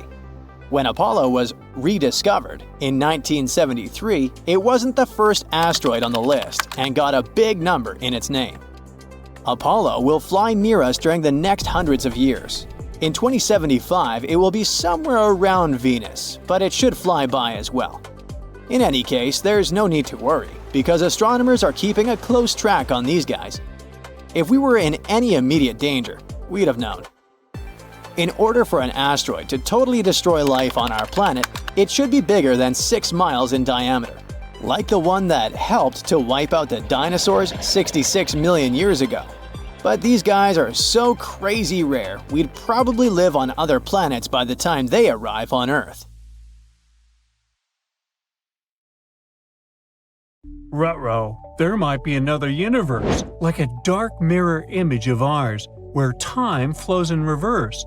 This flipped-over world might also be the source of dark matter, the invisible substance that's all over our universe. There might also be many more universes out there, in which an exact copy of you woke up this morning, but it chose a white t-shirt instead of a red one, sending it on a completely different life path. But let's start with this elusive dark matter. It makes up most of the universe's mass, yet we're not sure what exactly it does or where it comes from. That's because it doesn't act like regular matter. We can't see it or feel it. We just know it's there because of how it seems to bend gravity. Even though regular matter and dark matter are very different, they seem to exist in a balance. Some scientists think this must be connected somehow. A new theory suggests that for every way regular matter moves, there's a mirror version of it in the world of dark matter, like a bridge connecting the two worlds. There's also a strange coincidence in regular matter where a neutron and a proton have almost the same weight. This allows them to stick together and make atoms stable, making everything that we can see with our eyes exist. If protons were a bit heavier, there would be no balance and atoms wouldn't form. In the dark mirror universe, maybe things happen differently. Maybe in there, the equivalent of a proton doesn't bind to other particles, leaving behind lonely neutrons, which could be the source of dark matter. This theory also suggests that dark matter might have its own chemistry, like dark atoms and a dark periodic table. For the longest time, scientists believed there was just one type of dark matter. Although these particles are similar in some ways, like being almost invisible, they may vary in their sizes, speeds, and how they affect regular matter. If this idea is right, it means there could have been interactions between our universe and the dark mirror universe in the past. Studying how elements formed in the early universe might give us clues about this. The idea of a flipped world has sparked curiosity and even some confusion in the scientific community in recent years.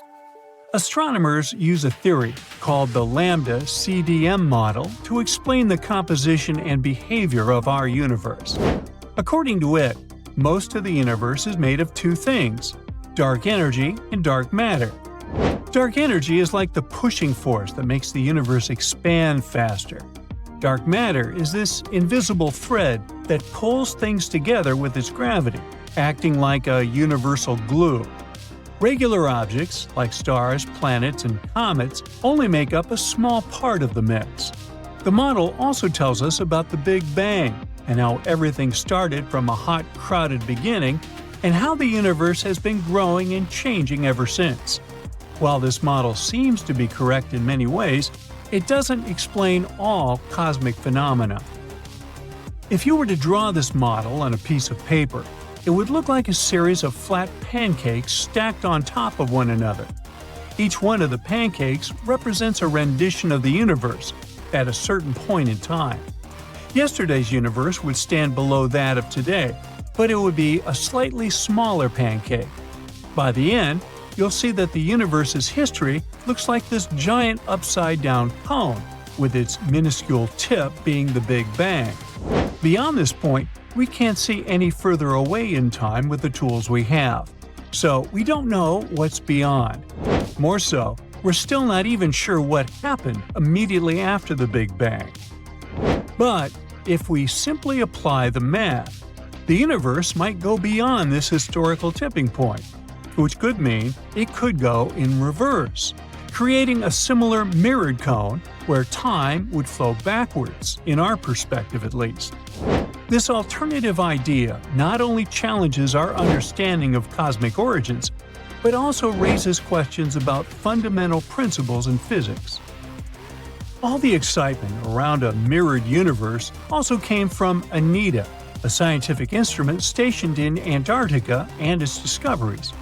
This device saw some weird high-energy particles seemingly bursting from beneath the Antarctic ice. The problem with these particles is that they didn't behave as the laws of physics dictate. Scientists think they have a type of cosmic rays. They travel from space through the Earth and back out again. But the particles we already know about shouldn't behave like that.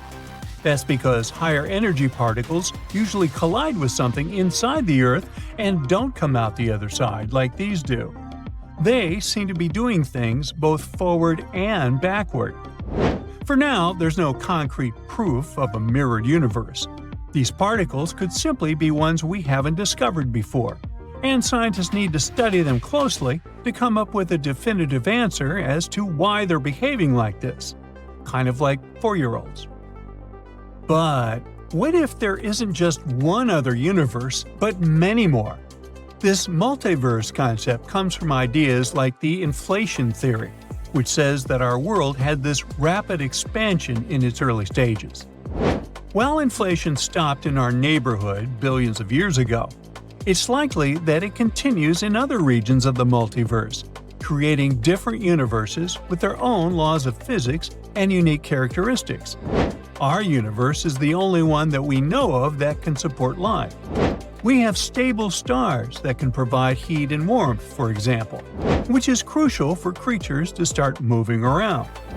We also have an abundance of elements like carbon and hydrogen, which we also need to exist. The multiverse hypothesis gives an explanation for why our universe exhibits such life-friendly conditions. It may explain that there are countless other universes out there, with varying conditions, making the existence of life in at least one of them less likely. One fascinating implication of the multiverse theory is the idea of doppelgangers, these exact copies of individuals existing in parallel universes. This notion suggests that within the vast expanse of the multiverse, there could be infinite scenarios where identical versions of ourselves are experiencing similar events at the same time. Before we begin our travels to different universes altogether, we might need to understand our own. There's this galaxy, for instance, far from us, that might have no dark matter at all. It's about 250 million light-years away and looks normal at first glance. But if we look closer, we can't seem to find any dark matter. If it turns out that there are more galaxies like this one, it could change our ideas about how galaxies are made. Dark matter is usually thought to be necessary for this process, acting like the glue that holds the whole thing together. It is true, however, that this particular galaxy is more faint and has fewer stars than usual. When it was first discovered in 2019, scientists thought it might not have dark matter because of how fast it was spinning. The speed at which a galaxy spins tells us how much stuff there is in it. By comparing this speed with what we can see, astronomers can figure out how much extra stuff, like dark matter, must be there. And in this unique galaxy, the math says there isn't any. Among all these theories, there's also one that says dark matter might not be real at all. This new study proposes that maybe we've been looking for something that doesn't even exist. They think that our understanding of gravity might not be good enough to explain why some galaxies behave oddly. So instead of dark matter causing these weird behaviors, they say it might just be that we don't fully understand how regular matter works. They base these findings on a theory called modified Newtonian dynamics. It suggests that gravity behaves differently at very large distances or very low speeds. That's it for today. So hey, if you pacified your curiosity, then give the video a like and share it with your friends. Or if you want more, just click on these videos and stay on the bright side.